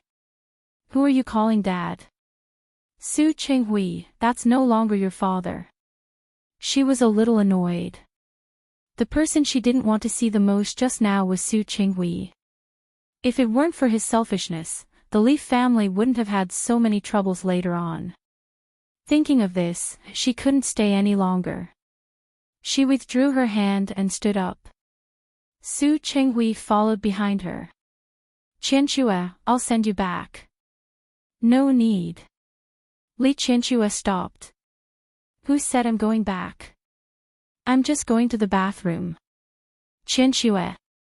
Su Qinghui didn't believe that Li Qianxue would be a person who would throw a tantrum. However, her actions in front of him really made him feel that she was throwing a tantrum with him. Su Qinghui, have you had enough? Li Qianxue looked at the worry on his face. She didn't feel touched. She only felt that it was hypocritical. Why? Are you worried about me now? Yes. Su Qinghui nodded. It's not safe for a woman to drink outside alone.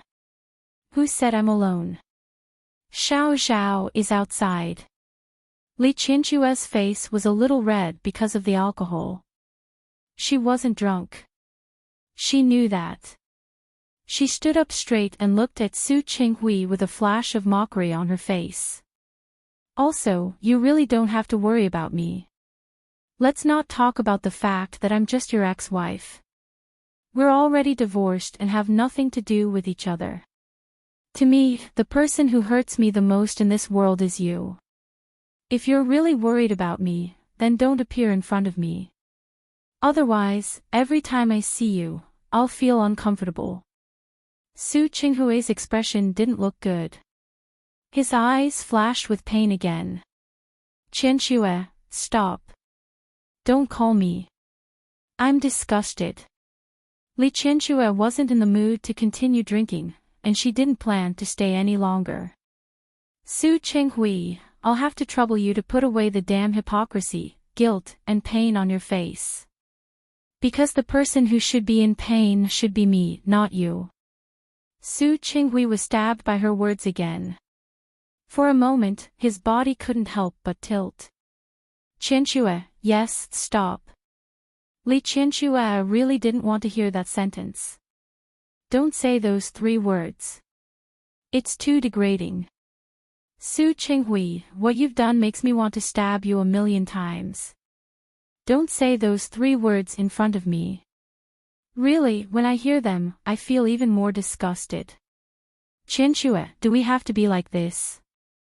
No matter what, they had a child together and so many marriages. Was there really nothing good in her heart that she could miss and think about? No. Li Qianxue shook her head. If you don't appear in front of me, you won't have to do this, right? Su Qinghui stood still. From the time of the divorce until now, he actually knew what kind of person Li Qianxue was. He also knew that it was difficult for him to ask for her forgiveness, but every time he had to endure her words and attitude, it still made him feel pain. In the past, he was the one who made her suffer. Now, it was the other way around. It was she who made him suffer. However, he would rather be mocked by her words than see her. Li Qianxue ignored him. She couldn't stay where Su Qinghui was. She couldn't stay for even a minute. After leaving the bar, Xiao Zhao was still waiting. Li Qianxue was about to get into the car when Su Qinghui came over again. Qianxue. Li Qianxue looked at his hand that was holding hers. If you don't let go, do you believe that I'll chop off your hand? Su Qinghui retracted his hand and took a step back because of her attitude. Qianxue, I came to see you today because I have something to tell you. What else can I have to say to you? Li Qianxue blinked. She was really curious. She thought that she and Su Qinghui had nothing to say to each other. Last time I saw Mayor Li, I think you should be more cautious about the Li Corporation's latest project. I heard that there has been a change in the plan. Li Qianxue paused for a moment. She knew about that project. It was one of the plans that she carried out independently after the Li Corporation stabilized in her hands. Had there been a change in the plan? She hadn't heard about it yet, but looking at Su Qinghui, she didn't like his current attitude. She suddenly approached Su Qinghui. Are you trying to curry favor with me? Qianxue, do you have to think that everything I do has a purpose and is so unbearable? Do you need me to think about how unbearable you are? Li Qianxue sneered. Don't you know how unbearable you are? Su Qinghui's expression didn't look good. Li Qianxue took a step back and retreated to the side of the car door. Su Qinghui, you don't get up early without benefits. Everything you do has a purpose. Don't think that I will appreciate your kindness just because you are trying to curry favor with me. Don't forget. Hua Jinyao is my son-in-law.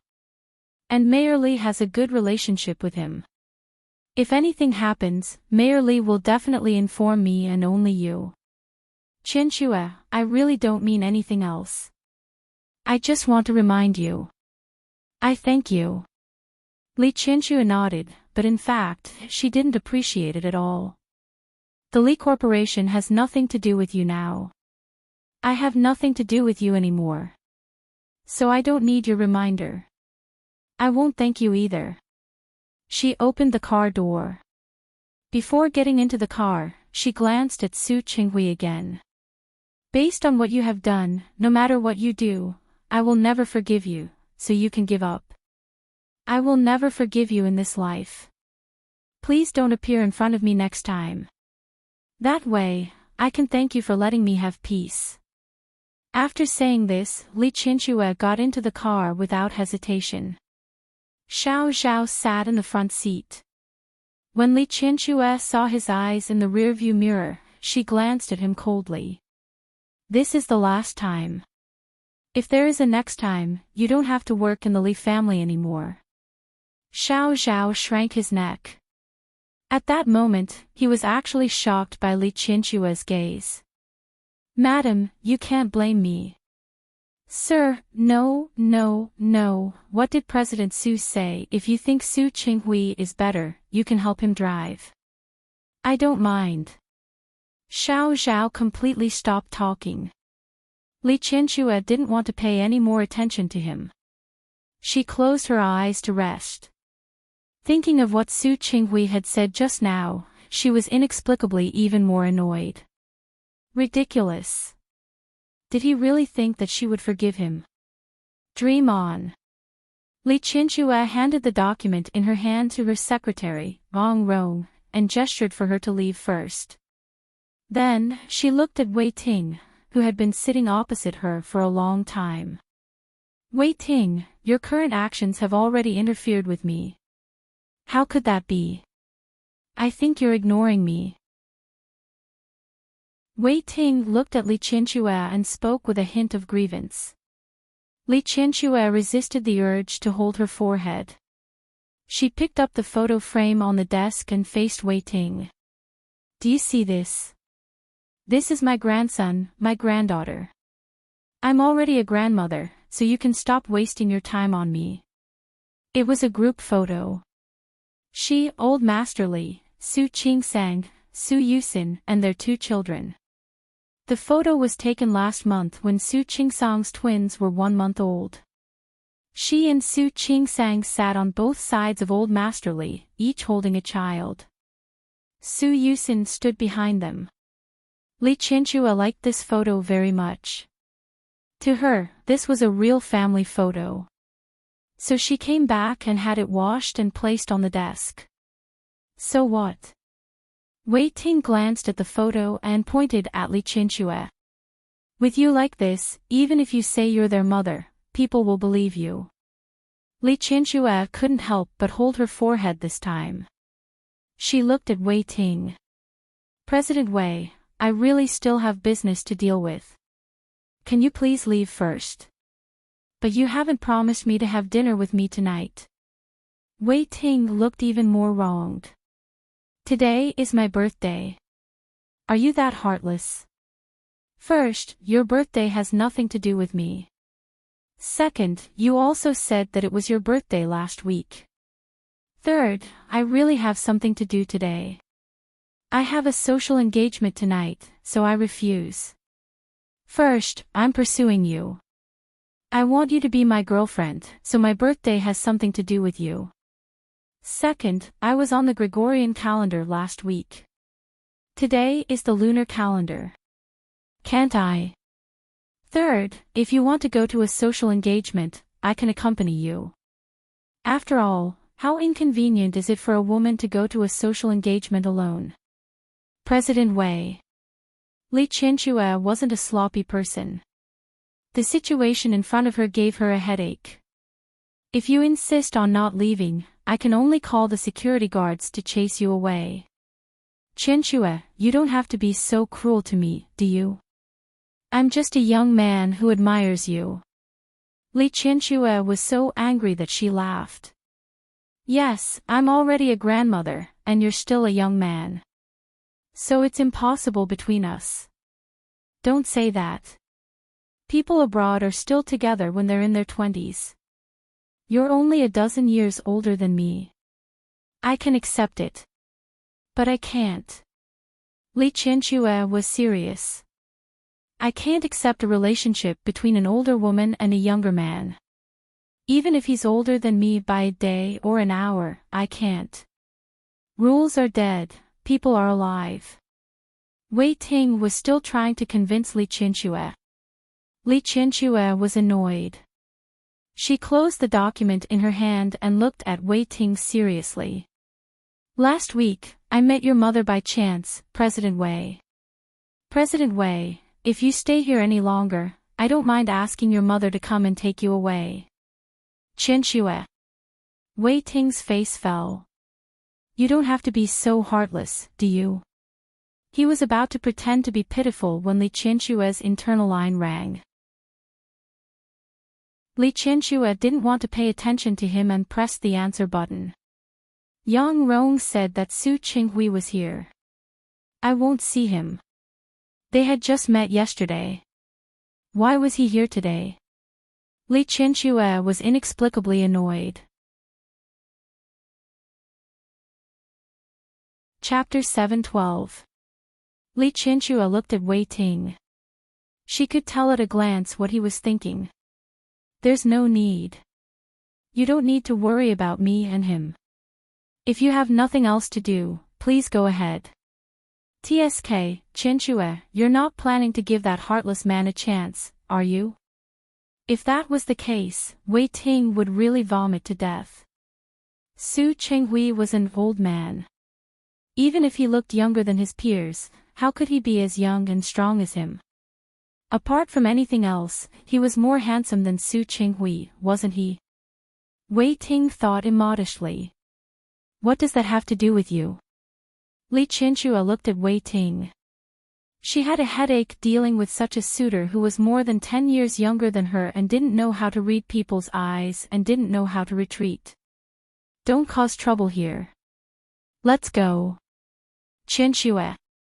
Wei Ting wasn't a thin-skinned person. He placed half of his body on the table and looked at Li Qianxue with bright eyes. Good sister, just give me a chance. Look, don't you not like him and don't want to give him a chance? Isn't it better to use me to anger him? Wei Ting, are you too bored? It was the first time Li Qianxue had met such a slippery person. She didn't even know where to start. Do I need you to piss him off? You can't say that. With me, it'll be twice the result with half the effort. As Wei Ting spoke, he turned around to open the door. Li Qianxue had no time to stop them. Su Qinghui and Yang Rong appeared in front of her. Su Qinghui really had something to talk to Li Qianxue about today, but she didn't expect to see Wei Ting in Li Qianxue's office. Li Qianxue's suitor was a younger and more energetic man than him. His expression turned slightly ugly for a moment. He knew that he had no place in Li Qianxue's heart. Now, he refused to give up and stubbornly wanted to make a last struggle. He really knew his feelings. But even if he knew, he also knew that all of his martial arts were very difficult. For example, he had been working hard for the past year. However, no matter how hard he tried, Li Qianxue's heart was as hard as a knife. She refused to give him a chance. But Wei Ting was different. He was young and energetic. She didn't seem to mind that Li Qianxue was married and was even a grandmother. In this way, Su Qinghui had a strong sense of crisis. Even if he knew that even without Wei Ting, Li Qianxue might not forgive him. However, with such a person around, the difficulty would undoubtedly increase. CEO Li, CEO Su said he has something to. Yang Rong stood at the back. In this situation, he didn't know if he should stop it or how he should stop it. You can go out first. After Li Qianxue finished speaking, she looked at Wei Ting again. However, he did not respond. Instead, he walked in front of Su Qinghui. TSK, I say, aren't you guys divorced? How could he be so shameless? Can't you tell that Qianxue doesn't want to see you? Su Qinghui was getting older. Although he was not as angular as Wei Ting, he definitely did not lose in terms of aura. Well, if she doesn't want to see me, does she want to see you? Wei Ting choked. He almost choked on his own saliva. Su Qinghui, you, am I wrong? Without saying anything more, just these 4 words were enough to make Wei Ting flustered and exasperated. He couldn't help but turn around to look at Li Qianxue, wanting her to stand up for him. Li Qianxue had a headache. How could she have the time to pay attention to him? Stop fooling around. Wei Ting wasn't really a child. Being looked at by Li Qianxue like she was looking at a child, he didn't feel good. He looked at Li Qianxue with a belly full of grievance. In fact, he wasn't young anymore. He was in his 30s, but Li Qianxue was older than him. Inexplicably, he felt like an elder. Seeing him like this, she couldn't bear to see him like this. Forget it, you can go back first. I'll look for you next time, okay? When Wei Ting heard this, his eyes immediately lit up. You said that. Then let's have dinner together tonight. No, I have a social engagement tonight. Let's do it tomorrow. Wei Ting nodded, unable to hide the joy on his face. Okay, you said it. I'll pick you up tomorrow. After saying this, he looked at Su Qinghui as if he had won the battle, and then left. Yang Rong stood at the door and closed it after he left. He thought to himself that the boss's charm was really not small. Not only did it make her ex-husband reluctant to let go, but even this new rich boss of Lin City, President Wei, couldn't forget about him. Su Qinghui's expression didn't look good. Especially when Wei Ting left, his provocative gaze made him even more uncomfortable. And Li Qianxue actually agreed to go on a date with Wei Ting. Although he couldn't control it, he still felt like his things were about to be snatched away. Even if Li Qianxue was no longer his, he couldn't control himself. Wei Ting isn't a good match. You should stay away from him. As soon as the words came out of his mouth with a somewhat preaching tone, he knew that he had said something wrong. Sure enough, Li Qianxue, who was sitting behind the desk, raised her head at this moment. Her eyes were cold and mocking. He's not a good match. You are. Su Chenghui was speechless. Looking at the gorgeous face in front of him that had been treated well by time, he felt a toothache. He's so much younger than you. He doesn't look reliable and steady. If you really want to find one, you should choose one who looks more honest. Anyway, he didn't like this Wei Ting. No, it should be said that he didn't like all the men who were close to Li Qianxue. You're honest, but what happened in the end? Back then, when she was with Su Chenghui, old Master Li had never objected. After all, Su Chenghui looked very honest, steady, and reliable back then. But how did Su Chenghui repay him? Su Chenghui was speechless. At this point, he couldn't continue. His face was a little gloomy. He took a few steps forward and looked at Li Qianxue. There was a flash of regret in his eyes. In fact, regret surged in his heart from time to time after he knew that he had fallen in love with Li Qianxue. The longer it took, the more uncomfortable it made him. Qianxue, I already know that I was wrong. I already know that I was wrong. Can you give me a chance? Li Qianxue looked up at him and saw the pain on his face. She only felt happy. Yes, you know that you were wrong. The murderer also knows that he was wrong after he went to prison, but is it useful? He's already dead. Su Chenghui's face turned pale. He was speechless at Li Qianxue's words. Li Qianxue felt bored. It was really boring. In the past, Su Chenghui's casual words could make her feel uncomfortable and heartbroken. Now that the roles were reversed, she didn't feel much accomplishment. If she was happy and happy, it only proved that she still cared about this man. Since she didn't care anymore, why should she say more? If you have something to say to me, just say it. I have a meeting later. Her impatient tone made Su Chenghui depressed.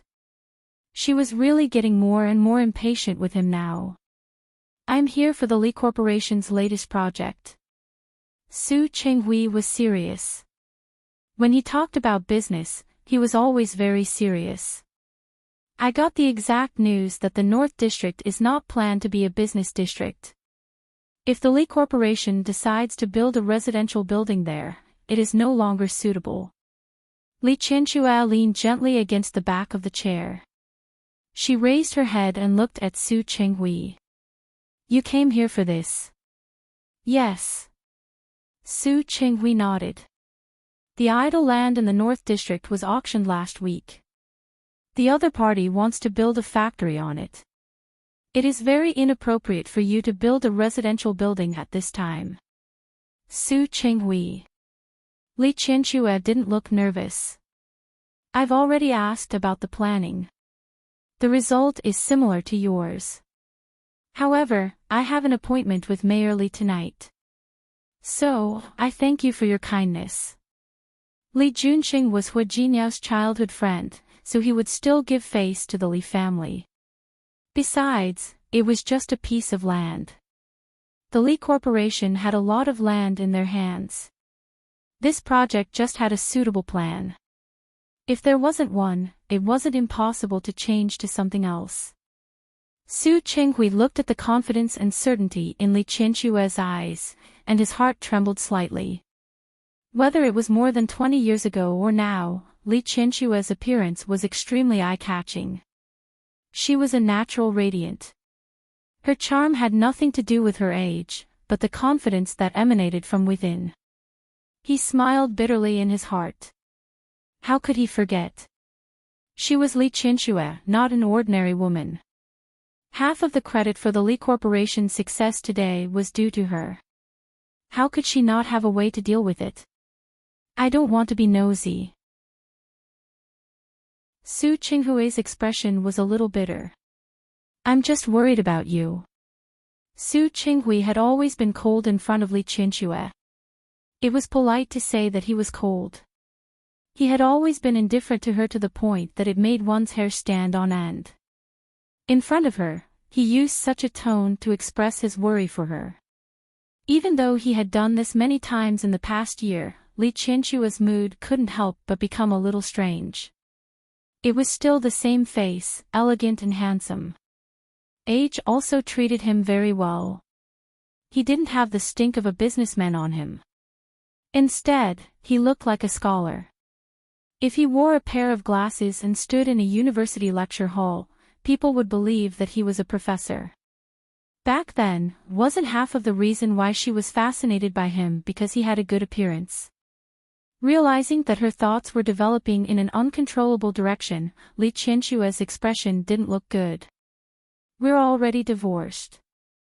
If there's nothing else, leave. She refused to give him any chance.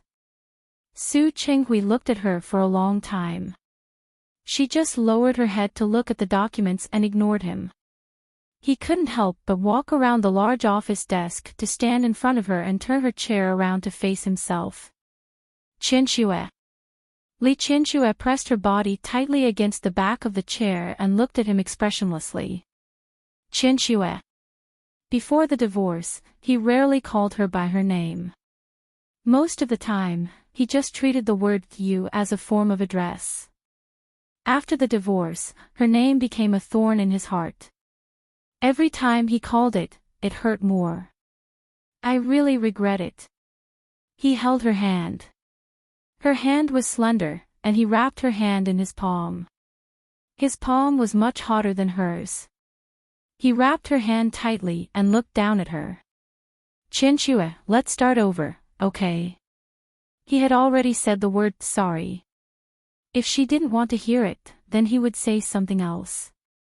He originally wanted to give her time to slowly calm down, until the damage could disappear without a trace. But Wei Ting's appearance today gave him a huge sense of crisis. Not to mention Wei Ting, even any random man would be more competitive than him. Because they had never hurt him, but he was the one who had hurt her the most. Qinxue, Li Qinxue was silent. She just looked at him. The office was very quiet, so quiet that it was almost strange. Su Qinghui. After pausing for nearly a minute, she finally spoke. When Su Peijian was 1 year old, she had just learned to walk. Of course, at that time, I didn't know that she wasn't my daughter. I was very happy. I watched her walk in your direction with her little feet, and you were also very happy. I saw you hug her, I saw you kiss her face, and at that time, there was a very loving smile on your face. At that time, I thought that even if you didn't love me, your love for your daughter was real. So when I returned to the room, I asked you, can we forget that unpleasant beginning and live a good life? Do you still remember how you answered me? Su Qinghui knew that if she opened her mouth, she definitely wouldn't say anything good, but the feeling of her pinching his weak spot made his heart tighten. You said that I'm not worthy, you said. Li Qinshua's expression didn't look good either. In fact, the conversation after that was really not good. She really didn't want to recall it. Su Qinghui, it's been so many years. The hurtful words you've said to me and the things you've done to hurt me are the nails you've nailed to a wooden stake.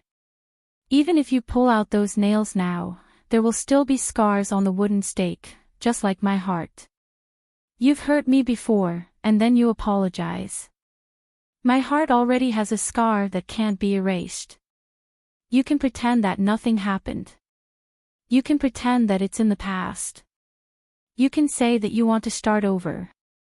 But I can't. Su Chenghui, you've been in front of me for more than a year. Do you know how much I hate you? Every time you appear, you remind me how many wounds I have and how painful they are. Qianxue. Su Chenghui was speechless. He didn't know what to say. His calm and rational mind, which had been in the business world for a long time, was completely useless at this moment. I'm sorry, I didn't mean it. I just can't let go. Su Chenghui, you said that you don't want to let go. Then tell me, how can I forgive you? Her hand was still wrapped by him. She held his hand and placed it on her heart. Here, even though it's no longer bleeding, it's already riddled with holes. Su Chenghui, tell me, how can I forgive you with such a broken heart? Under his palm was her soft heart. Beneath her skin, her heart was beating again and again. He could feel her heartbeat and the coldness in her words. His hand stopped there, not even daring to exert force. Li Qianxue didn't want to say any more. She wanted to twist his hand away, but he suddenly reached out and hugged her. He hugged her very tightly and very hard. Because she was sitting down and he was bent over, he buried his face in the crook of her neck when he hugged her. Li Qianxue frowned and her face was a little gloomy. However, at this moment, she felt the warmth on her neck and was stunned. She didn't move for a moment. She smelled faintly of roses. However, Su Chenghui in front of her didn't have any romantic thoughts at all. Qianxue. I don't need you to forgive me. He really didn't deserve forgiveness for what he had done. You just need to agree to let me guard you, okay? If you think your heart is dead, I can give you my heart. Okay. He looked up at her. His eyes were bloodshot, and there was a deep pleading look in them. Li Qianxue gently pushed his body away and then stepped back, putting some distance between the two of them. Last month, Qingsang's child was 1 month old. Xiang Kaiping gave them a gift. Su Chenghui didn't understand what she meant by this sudden change of topic. Li Qianxue thought of the 2 sweaters she had accidentally seen. She felt a toothache and a faint jealousy. That's my daughter, my granddaughter. But she came to give me a gift as if she had become a grandmother. Xiang Kaiping, she. I know. She's very good to Qingsang. Qingsang is a sentimental person. She always remembers the kindness others have shown her. But the more she remembers, the more uncomfortable I feel. Do you know why? Because all of this didn't have to be like this. I could have taken care of my daughter by myself. I could have treated her well by myself. But because of you, because of your selfishness and cruelty, someone else got ahead of me. Xiang Kaiping got ahead of me and made a good impression on my daughter. People were like this. It was easy to be prejudiced. Xiang Kaiping appeared in front of Su Qingsang first. Even if Su Qingsang didn't have a mother-daughter relationship with her, she had cultivated a mother-daughter relationship with her. That was what she hated the most. She didn't need to say anything else. Su Chenghui understood everything. She didn't want to say it anymore. She turned around and picked up the document again, looking like she refused to talk anymore. Su Chenghui looked at her side profile and raised his hand to touch her several times. In the end, he lowered it, turned around, and left rather weakly. The office fell silent again. Li Qianxue couldn't bear to look at the document in front of her anymore. She chased Su Chenghui away, but she didn't feel happy in her heart. Every time she fought with Su Chenghui, she actually hurt the enemy 1,000 times and hurt herself 800 times.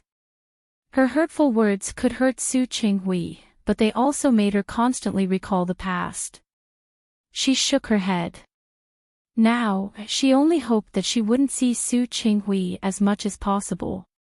After all, every time she saw him, she really couldn't be in a good mood. Li Qianxue was still thinking about not seeing Su Chenghui in the future, but that night, when she met Li Junxing, she saw him again. When she saw Su Qinghui sitting next to Li Junxing, Li Qianxue's expression didn't look good. She instinctively wanted to leave, but Li Junxing had already stood up. Auntie. Although Li Junxing was the mayor of a city, in front of him were Hu Jinyao's father-in-law and mother-in-law. It wasn't appropriate for him to be arrogant in front of these two people. Mayor Li, you're too polite. Li Qianxue entered the door. Basic politeness was still necessary. Coincidentally, Uncle has some ideas about the project in the north of the city, so I asked him to come with me. Auntie, you don't mind, do you? They were all here. In front of her, apart from Li Junxing, there was also Director Chen from the City Construction and Secretary Li from the Secretarial Office. How could she say that she minded? Of course not. Chapter 7:13. He had seen someone he didn't want to see twice in one day. This made Li Qianxue's mood very bad, and she couldn't help but show some emotions on her face. If it wasn't for the fact that she saw that it wasn't small, she would still be able to suppress it. Especially now that there were outsiders around, she was able to maintain her composure. Mayor Li, Chief Chen, Secretary Li. After greeting them one by one, he sat down beside Li Junxing. There was an empty seat next to it, and Su Qinghui's seat was just beyond it. As she sat down, she gestured for Director Chen and Secretary Li to sit down as well. Unexpectedly, Su Qinghui stood up and moved to the seat next to her. There aren't many people here. It'll be more lively if we sit together. He spoke calmly, but Li Qianxue was furious. Li Junxing sensed that the atmosphere wasn't right. He smiled and tried to smooth things over. Yes. There are no outsiders here, so let's sit together. He had been in Lin City for more than 2 years. Director Chen's ability was quite good, and he was willing to give him a chance to guide him. Li Qianxue couldn't point out Li Junxing's face. Although his seniority was lower, he was still the mayor of a city. She couldn't really lose face here. She resisted the urge to get up. After toasting Li Junxing with a cup of tea and waiting for the dishes to be served, she first talked about the land in the North District. A large enterprise like the Li Corporation would always have a few pieces of land that were auctioned off. She had already planned to build a high-end residential area in that area, because he knew that a business district would be built near that piece of land. However, now that the plan had changed and they were not going to build a business circle, the Li Corporation's idea of building a high-end residential area would have to change. Auntie, don't worry. It's not a big deal. Li Junxing glanced at Bureau Chief Chen as he spoke. Bureau Chief Chen said, "Don't worry about this. The reason why the factory is being built in the North District is because Chief Gao of the Investment Promotion Agency has taken over a company. But now you know that when companies set up factories here, they have very strict environmental requirements. They didn't have a suitable piece of land, so they decided to go to the North District, but we haven't made a decision yet." Nothing has been decided yet. What if it's decided? Su Qinghui had heard that Director Gao was very good at attracting investment. The higher-ups also attached great importance to him. The company that Director Gao took in is a paper mill. As you know, paper mills usually cause a lot of pollution. As long as the city doesn't approve it, they can't build a mill on this land. Li Qianxue understood what Director Chen meant, but she thought of something else. But what if the other party do complete the procedures and do environmental protection? You guys don't worry. In the past few years, Lin City has been developing quite well. Many companies want to set up factories here. When the time comes, you can resell the land. It won't be a loss. Li Qianxue didn't think that way. This was the most helpless way, T Lin to Lin, T to Chin to Lin to Li City. However, Director Chen's words also made sense. Li Junxing looked at Li Qianchue's face, which didn't seem to be very pleasant, and suddenly smiled. There is actually another way out. To say to that to Lin that there was not the Lin to Lin is to have to say have. Lin to that has li that thereby by has the to be to him. I think it's feasible if you two join hands to build a large amusement park there. The Tianyu Group had experience in this area. The Li Corporation had done it before. When the two companies worked together, the project might not be profitable immediately, but it could greatly increase the Li Corporation's reputation. Li Qianchue was silent. That wasn't a good solution. She had thought about doing something else before, but in terms of income, it was easier to recover money in the short term by building a house. You guys are quite familiar with Tianyu. I've asked Jin Yao, and he thinks this plan is feasible. Thank you, Mayor Li. Li Qianchue knew that Li Qianchue was being kind. No matter what, the investment wasn't small. She would have to see the opinions of the board of directors. After dinner, Li Junxing didn't arrange any other projects because he knew that he was older than Li Qianchue and Su Qinghui. He just told her not to worry. If there were any changes, he would inform her in time. With this guarantee, Li Qianchue was reassured. After saying goodbye to Li Junxing and the others, Li Qianchue left the restaurant. She took out her phone and planned to call Xiao Zhao and ask him to pick her up. Su Qinghui stood behind her and watched her movements. Let me give you a ride. No need.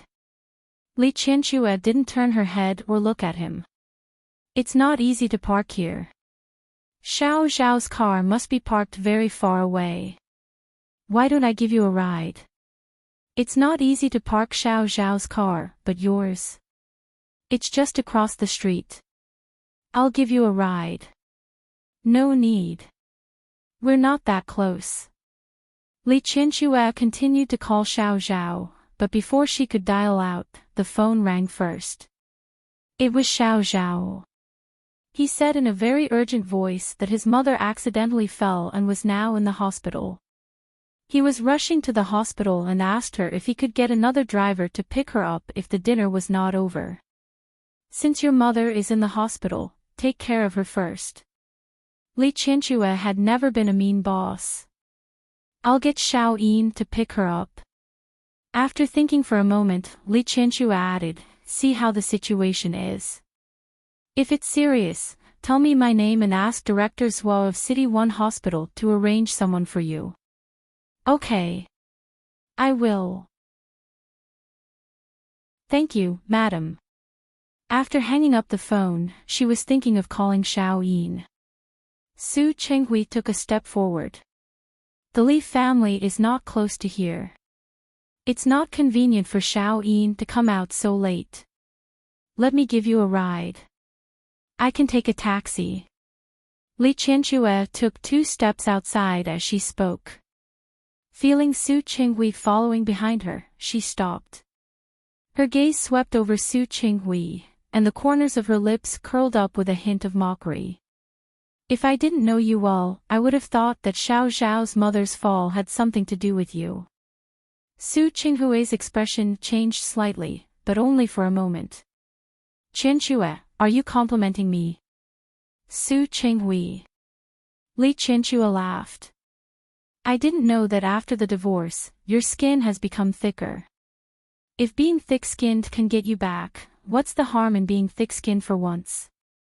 On the main road, in the gentle night breeze. The man in front of her was wearing a dark suit and saying such words that sounded like a confession of love. Li Qianchue knew that Su Qinghui had changed a lot since the divorce, but the Su Qinghui in front of her still made her a little uncomfortable. While she was distracted, Su Qinghui reached out and took the bag in her hand. Let's go, I'll give you a ride. Li Qianchue didn't expect Su Qinghui to do this. She reached out to grab her bag. However, he put the bag in his other hand and held her hand with his free hand. Su Qinghui. They were on the main road, and Li Qianxue's upbringing prevented her from doing anything to him. Her hesitation gave Su Qinghui a chance. In just a short while, he had already taken her to the opposite side of the road, where he parked his car. Su Qinghui rarely drove by himself in the past. When he was in the Li family, he had a driver. After divorcing Li Qianxue, he began to slowly get used to doing some things by himself. He opened the car door and gestured for Li Qianxue to get in. Li Qianxue glared at him and reached out to take the bag in his hand. Qianxue, we're husband and wife. Even if you don't have any feelings for me now, we still have 2 children, right? Do you have to treat me like an enemy? Aren't we enemies? Li Qianxue stood still. From the day you replaced my daughter and made her an illegitimate daughter, we were already enemies. Su Qinghui's face froze, and then he smiled bitterly. Qianxue, if you really treat me as an enemy, what you have to do now is to think of ways to torture me and take revenge on me. That makes me unhappy. Isn't it? Do you think I haven't thought about it? The reason why I don't take revenge on you isn't because I don't hate you, nor is it because I can't do it. It's because I still want to take care of the child. I'm not like you. I can't be so biased and cruel to my own child. There was no way to talk about this. Su Qinghui knew that Li Qianxue had always been a person of her word. He also knew that in her heart, he had already been isolated from her. Get in the car. He didn't try to explain or defend himself anymore. Some things were done, and they were done. If she didn't understand, then so be it. The more he explained, the more unsightly he looked. Since that was the case, there was no need to explain. It's getting late. I'll send you back first. His sudden change in attitude made Li Qianxue unable to say the sarcastic words that she wanted to say. Looking at the bag in Su Qinghui's hand, Li Qianxue got into the car. Su Qinghui followed her into the car. The car was very quiet. Li Qianxue had nothing to say to him. The car drove in the direction of the Li family. Not only was Li Qianxue familiar with this road, but Su Qinghui was also familiar with it. Li Qianxue didn't want to face him, so she turned her face out of the car window and pretended to look at the scenery. Just now at the dining table, she drank a glass of wine. With her alcohol tolerance, she naturally didn't get drunk. However, during this period of time, she had a lot of work on her hands, so she could be considered very busy. The Li family was near the suburbs, and the journey wasn't short. Su Qinghui was used to driving very slowly, and Li Qianxue actually unknowingly felt sleepy. Su Qinghui's car stopped 10 minutes away from the Li family's house. He had just realized that Li Qianxue had fallen asleep. And she seemed to be in a deep sleep. He parked the car by the side of the road and didn't turn on the interior lights. He just looked at Li Qianxue with the light from the road outside. In the past, the two of them had actually had many opportunities to sit in the same car. In the past, no matter how hard he tried to convince himself that he didn't love her. However, as the president and general manager of the Li Corporation, they had to face many situations together. In the past, every time they got into the car, she would sit on one side and he would sit on the other. There was a large distance between the two of them. In the beginning, she would actually take the initiative to approach him. She would snuggle up to him and talk to him about the company and the children. However, at that time, he thought that he hated her and didn't pay much attention to her. No matter what she said, he ignored her. After a long time, she didn't get close anymore. Of course, she still talked. After all, with their positions, not to mention the two children, there were also many things to discuss in the company. However, they really didn't have much time to attend events together. Therefore, at this time, those memories became even more precious. Now, he wanted to hear her continue. He wanted her to smile at him and talk to him like before, but it was already too difficult, too difficult. He raised his hand and inched closer to her face. She had taken good care of herself. Even at this age, not to mention spots and fine lines, it was rare to see a single pore on her face. His hand got closer and closer, and finally, it was placed on her face. It was as smooth and delicate as he had imagined. He just put it there and didn't do anything else. When he really touched the person he missed, he realized that his regret was deeper than he had thought. Why was he so stubborn? Why didn't he see his heart clearly earlier? If he had known that he would have such a day, he definitely wouldn't have done those things. However, there were no ifs. Looking at Li Qianxue, who was asleep and unaware, Su Qinghui's emotions were a little turbulent. He couldn't help but move his face closer and closer. Those red lips that were inches away from him made him move closer and closer as if he was possessed. It was also at this moment that Li Qianxue suddenly opened her eyes. The moment she opened her eyes, she saw Su Qinghui's enlarged face in front of her. There was also his hand on her face, and his lips that were almost touching hers. Without thinking, Li Qianxue raised her hand and slapped Su Qinghui's face. With a "pa" sound, Su Qinghui was hit squarely by her. She had just woken up and was in a daze, so her hand wasn't strong. Su Qinghui was hit and his face tilted slightly, but that was all. "Do you want to hit this side as well?" he said. "That way, it'll be symmetrical." Crazy. Li Qianxue couldn't bear it anymore. She really raised her hand and was about to slap the other side of his face. Su Qinghui grabbed her hand. He didn't use much force, just holding her and not letting her move. "Sorry, I just couldn't help it." She couldn't help it. Li Qianxue pulled her hand back, and the coldness on her face didn't diminish. "Yes, you couldn't help it, so you came to take advantage of me. Su Qinghui, you're really good." Well, this was his fault. Su Qinghui couldn't be bothered to explain anymore. He directly grabbed the hand that was about to leave, and his face was a little more serious than before. "Qianxue, I think there are still other ways to solve the new project in the North District even if we don't cooperate with the Tianyu group." He suddenly got down to business, which made Li Qianxue a little uncomfortable. She pulled her hand back and looked at the person in front of her. "What way?" Li Qianxue's expression calmed down a little. Today, it seemed that she had received Li Juanqing's guarantee, but in fact, every change would bring about a new change in the plan. She had personally participated in the planning of the residential area in the North District. She was not in a good mood when the plans suddenly changed. She didn't expect Su Qinghui to have a way. Chapter 7:14. In the night breeze, under the streetlight, she stared at him with a burning gaze. This had not happened for a long time. Su Qinghui almost couldn't help but want to hold her in his arms. In the past, he had never thought of getting close to her, but now he always wanted to find an opportunity to get close to her. 10 years to the east, 10 years to the west. Su Qinghui. Li Qianxue couldn't wait for an answer.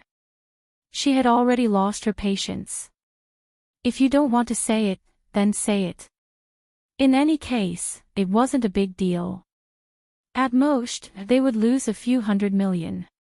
It wasn't that the Li Corporation couldn't afford the loss. However, it would take a lot of effort to convince the shareholders. "You don't want me to tell you my plan on the street, do you?" Su Qinghui gently withdrew his hand, and the smile on his face was faint. In just a few seconds, he had returned to his usual elegant appearance. "Where are you going to say it? You should know that I don't have the habit of eating supper." Li Qianxue paid great attention to health. Not to mention that the Li family usually ate light food. At night, apart from occasionally eating a bowl of bird's nest to calm her nerves, she did not eat anything else. If Su Qinghui wanted to find another place to talk, she might not be willing to listen. Why don't we go to your office tomorrow and talk in detail? Li Qianxue found it hard to laugh. Su Qinghui, I didn't know you were so shameless. How is that shameless? Su Qinghui's expression was sincere. I care about the Li Group. I just don't want you to suffer losses. Ha! Li Qianxue sneered. Haven't I suffered enough at your hands? Yes, quite a lot. Su Qinghui admitted frankly. Half of his body crossed the car seat and moved closer to Li Qianxue. That's why I hope to have a chance to make up for it. Sweet words and charming beauty. Li Qianxue was unmoved. Her appearance was gorgeous. Even at her age, it only made her look a little calmer and more noble than young women. The coldness in her eyes didn't make Su Qinghui retreat. On the contrary, it made him even more annoyed and eager to redeem himself. Do you want to know my plan or not? Su Qinghui held her hand. According to my plan, the proposal can still be used. The Li Group will not suffer any loss. The Li Corporation won't suffer any losses now. But the profits will be discounted. What if I can guarantee that not only will the Li Corporation's income not be discounted, but it will be even better than your original plan? Li Qianxue was about to pull her hand back, but she stopped because of Su Qinghui's words. Although she hated this person now, she had to admit one thing. That was Su Qinghui's means and ability. They had been married for more than 20 years. She had followed him all the way to bring the Li Corporation to where it was today. Naturally, she knew it. Su Qinghui, you have to know that the Li Group today doesn't care about the loss of hundreds of millions. What makes you think that I would give you a chance to get close to me for a piece of land? It's true that the Li Corporation doesn't care, but if you want to convince those shareholders, you'll have to spend a lot of effort. With me around, I can help you avoid these troubles. Why not? Li Qianxue sat still. Su Qinghui leaned forward a little more. If it's my proposal, it can double the profits of the Li Group. I think those shareholders will not only not make things difficult for you, but they will also thank you, right? There was silence in the carriage. Li Qianxue knew that what he said was the truth. In fact, the shareholders of the company had some complaints about Su Qinghui leaving the Li Group. After all, the benefits of the shareholders had increased every year since Su Qinghui took over the Li Group. In the year that Li Qianxue took over, there naturally wouldn't be any big trouble. However, Su Qinghui was in charge of some of the businesses before. She did spend a few months to bring the company on the right track and appease the shareholders. Qianxue, can't you believe me just once? Li Qianxue looked at the enlarged face in front of her. She suddenly retracted her hand and leaned against the back of the chair. Take me home. No objection meant that she agreed. Li Qianxue had always valued the Li Corporation. In her heart, other than her family, only her own company could make her care about it. Su Qinghui was more or less relieved. He was afraid that Li Qianxue wouldn't even take the Li Corporation seriously. At that time, he would really be in trouble. Seeing Li Qianxue turn her face to look at the street view, Su Qinghui inexplicably leaned over and kissed her on the cheek. When Li Qianxue glared at him, he quickly sat up straight and started the car. Su Qinghui. Li Qianxue hadn't been so angry for a long time. Don't go too far. Yes. I'll be careful next time. Su Qinghui turned to look at her. Next time, I'll definitely ask for your permission. Who would agree to such a thing? Since you didn't object, I'll take it that you agreed. Li Qianxue was about to flare up again, but she realized that she had taken the initiative to talk to him. Annoyed, she turned her face away from him. The car stopped at the Li family's villa. Su Qinghui's car didn't want to enter the villa, but the villa's sensor door directly opened when it scanned his car license plate number. Su Qinghui drove in just like that. This action made Li Qianxue quite angry again. She was going to tell Uncle Zhang tomorrow to delete Su Qinghui's license plate number from the database so that he wouldn't be able to enter again. "We're here." Su Qinghui stopped the car and found that Li Qianxue was still angry. He looked calm on the surface, but his heart was actually very bitter. "I'll go to your office tomorrow afternoon to look for you." Li Qianxue didn't want to talk to him anymore and got out of the car. "Qianxue," Su Qinghui suddenly called out to her. She stopped in her tracks and didn't turn around. "Good night. Sweet dreams." Li Qianxue had a headache. She quickened her steps and quickly went into the main residence. Unexpectedly, when she entered the door, old Master Li was still awake. Recently, he had liked playing chess. He had gone to Rong City a few times and played chess with old Master Hua. The two of them were equally good at chess. There were wins and losses in the game. In the past, they didn't interact much. Now that he had great-grandchildren, he would probably have to go to Rong City more often. Therefore, he was especially willing to spend time in this area. "Qianxue. Come. What's your next step?" No matter how emotional Li Qianxue was outside, when she returned home and faced her old father, she restrained her emotions. "Let me see." She walked to the chessboard and stood still. Before she could ask, old Master Li stared at the chessboard and spoke without raising his head. "Did Qinghui send you back?" Li Qianxue was stunned. She knew that old Master Li had seen it, so she didn't deny it. "Yes. We're fine." Li Qianxue sat down opposite him. She picked up the black piece and placed it on the chessboard. "I had an appointment with Mayor Li today. He happened to be there. When I came back, Xiao Xiao had something to do. He said he would send me back." Old Master Li picked up the white piece and placed it on the chessboard. "Yes. We met by chance. But he has been courting you very hard this year, hasn't he?" Li Qianxue's expression almost changed. "Dad, which eye of yours saw him courting me?" "No." Old Master Li finally raised his head to look at her. "You went to Rong City, and he went to Rong City.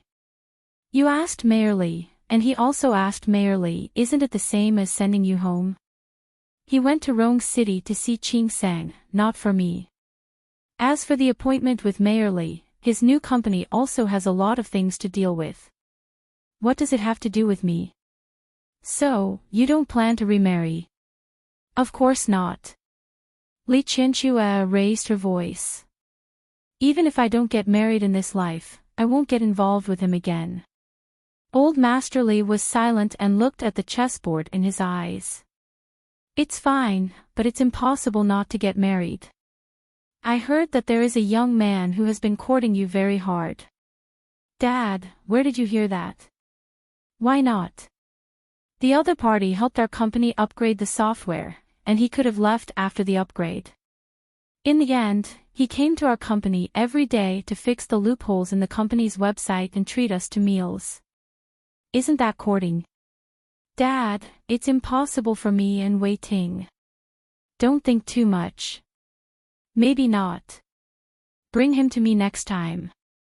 I'm not that kind of stubborn old man. If I really like him, a few years difference doesn't matter." "Dad, is that a few years difference?" "A dozen years difference. If it were in ancient times, I could be his mother." "What are you thinking? Marriage is free, love is free. Look at that French president, didn't he also find someone much older than him?" "Dad." Li Qianxue found that she couldn't communicate with old Master Li anymore. "All right, I know my own business. Don't worry about it. I don't want to worry about you either." It's just that I'm old. Yusin went to school. Although he said that he would come back in a few years, when he came back, he would probably have a family. Chingsang is far away in Rong City. Even if the transportation is convenient, the number of times you can meet is limited. It doesn't matter if I'm old. But I also want you to have someone by your side. I don't know what I can help you with, but it's good to accompany you and take care of you. If you don't like Qinghui and that young man. Many of the families of some family friends have lost their wives. You can see when the time comes. If you meet someone suitable, you should find another one. Li Qianchua's lips moved.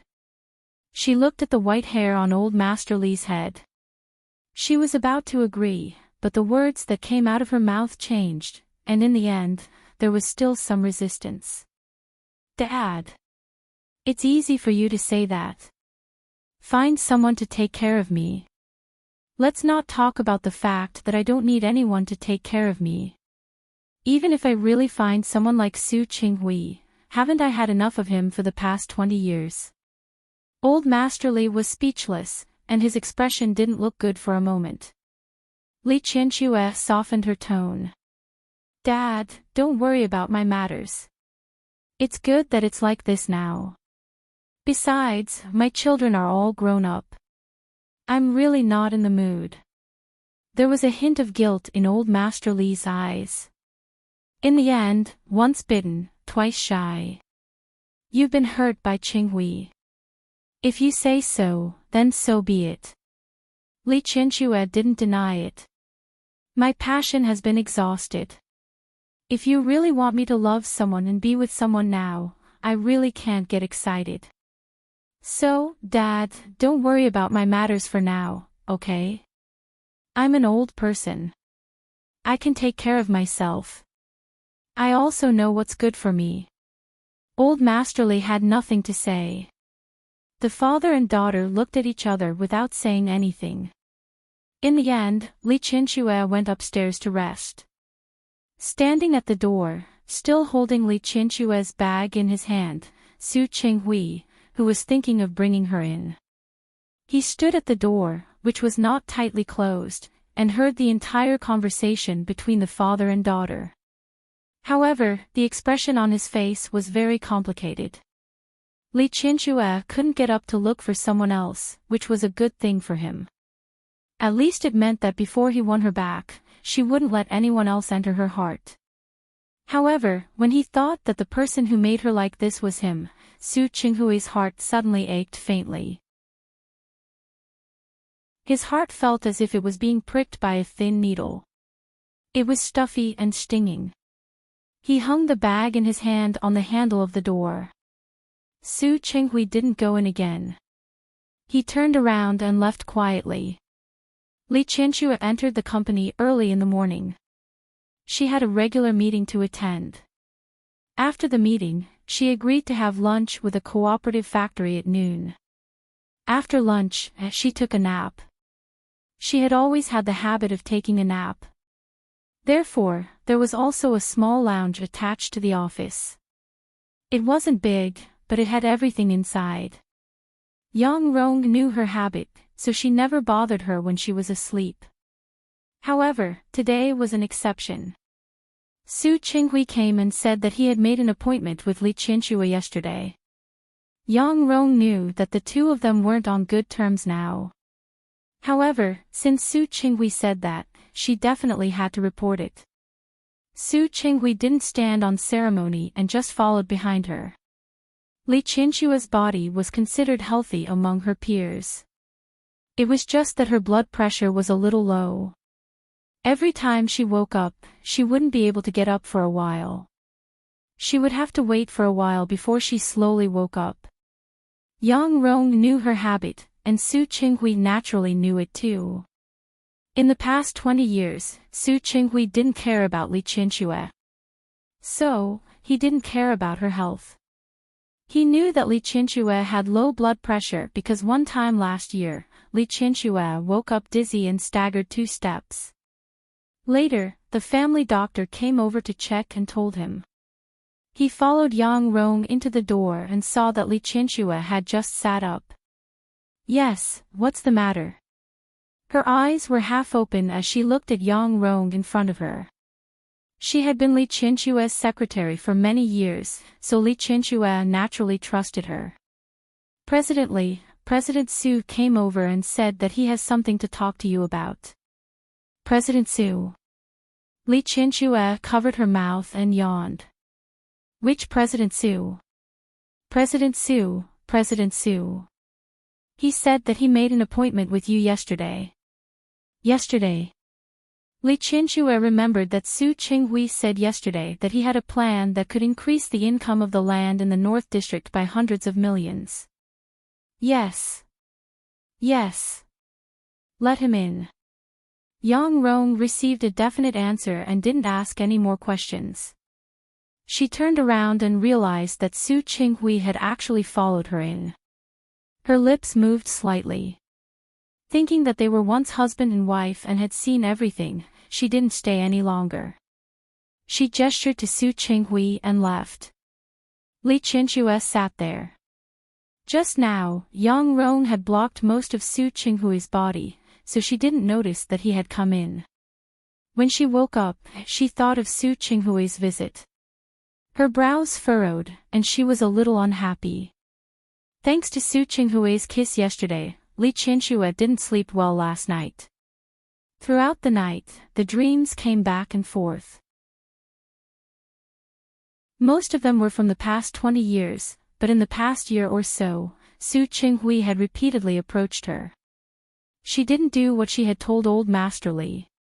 Instead, she felt that Su Qinghui's repeated appearances had disrupted her normal pace. This made her very unhappy. Su Qinghui appeared in front of her at this moment. She had just woken up, and her hair was a little messy. It was draped behind her head. Naturally, she couldn't wear a coat when she slept. The shirt inside was already wrinkled. At this moment, she was looking at him with a slight frown. Su Qinghui couldn't help but take a step forward and stand in front of her. Qianxue. His low voice was filled with affection. In fact, he had seen Li Qianxue's more casual appearance at home. But at that time, he felt that he hated her, so no matter what she looked like, she didn't enter his eyes. The situation in front of him was reversed. In his eyes, the unconscious Li Qianxue in front of him was somewhat cute. If you're sleepy, sleep a little longer. His voice was very soft, and it sounded extremely gentle. However, Li Qianxue woke up because of his words. She stood up and looked at the person in front of her. Why are you here? Her face changed too quickly, especially the obvious disgust in her eyes. Su Qinghui's heart was stifled. We made an appointment yesterday. Have you forgotten? As he spoke, he waved a folder on his hand. Li Qianxue also remembered at this moment, but her expression didn't look much better. You go out first. Su Qinghui rarely came to this lounge in the past. Now that they were divorced, it was even more unnecessary. Su Qinghui didn't intend to provoke her here. Okay, I'll wait for you outside. After he left, Li Qianxue went to the bathroom next door with a rather ugly expression. She washed her face as quickly as possible and tidied herself up. When she went out again, she returned to her usual coldness. She walked to the desk and sat down. After pressing the internal line and asking Yang Rong to bring in 2 cups of tea, she glanced at Su Qinghui. You can speak now. Su Qinghui didn't beat around the bush with her. He directly pushed a plan in front of her. Li Qianxue glanced at him and reached out to pick it up. She casually flipped through 2 pages, and her expression changed from casual to serious. She was so focused that she didn't notice when Yang Rong brought the tea in. Yang Rong looked at her and quietly went out again. When she left, she didn't forget to quietly close the door. Li Qianxue read the plan very carefully from beginning to end. Finally, she placed the plan on the table and pressed one hand on it. Who planned it? Did you do it? I did it. However, two newcomers from the company also gave me some suggestions. Li Qianxue didn't say anything. According to Su Qinghui, no matter what was built in the empty land next to the North District, it wouldn't affect it. More importantly, this plan was better than the one previously proposed by the planning department of the big corporation. She glanced at Su Qinghui with a complicated expression. She was initially attracted to Su Qinghui because of his ability. Speaking of which, neither of the two elders of the Su family was in business. Su Qinghui's mother was a nurse, and his father was just an ordinary employee. However, Su Qinghui was particularly talented in business. This was indeed something that others couldn't be envious of. This plan was indeed not bad.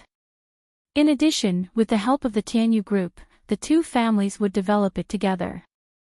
The benefits in the future would definitely be considerable. Hua Jinyao was her son-in-law. She didn't need to worry about whether he was willing or not. Your conditions. Su Qinghui glanced at her, as if he didn't understand what she meant. I said, what are your conditions? Li Qianxue's expression was serious, and there was a hint of seriousness on her face. You know this plan of yours very well. It's indeed very good. So what are your conditions? Su Qinghui didn't answer her question. Instead, he said as if he was asking for credit, just not bad. I thought you would say that my plan is perfect. Su Qinghui. Li Qianxue didn't want to give him such a high hat. Tell me directly, what are your conditions? If it had been someone else, she would have praised the person who had written the plan. However, if that person was Su Qinghui, then forget it. Qianxue, can't I give this plan to you?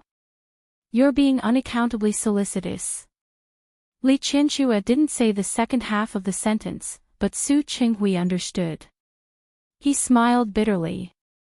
Her attitude really gave him a headache. My company has just started.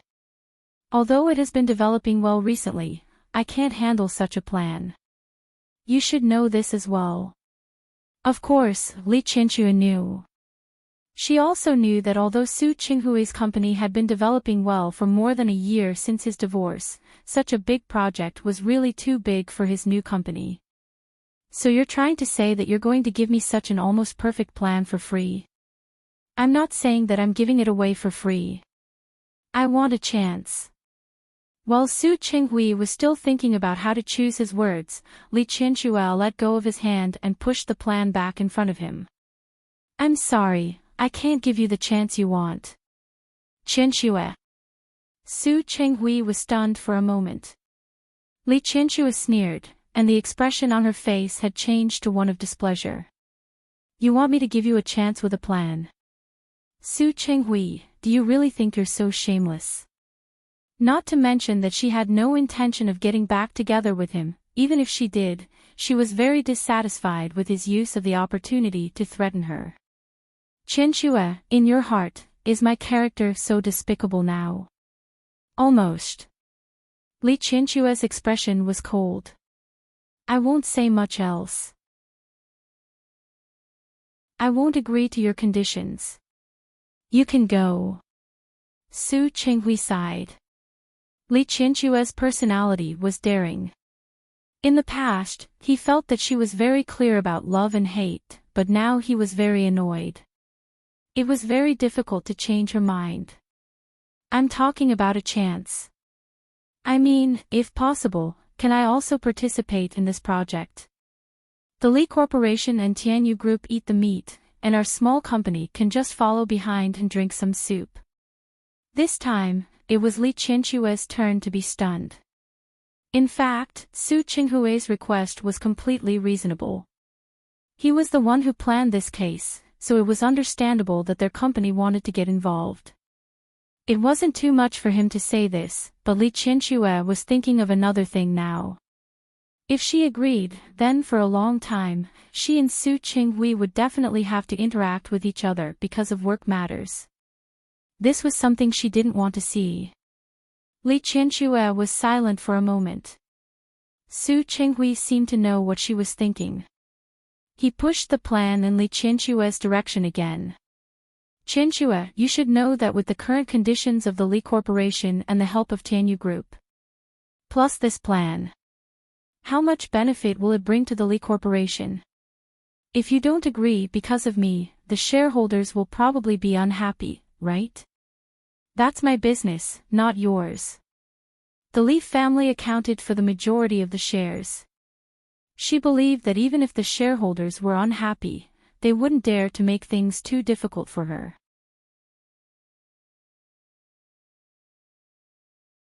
Chapter 7:15.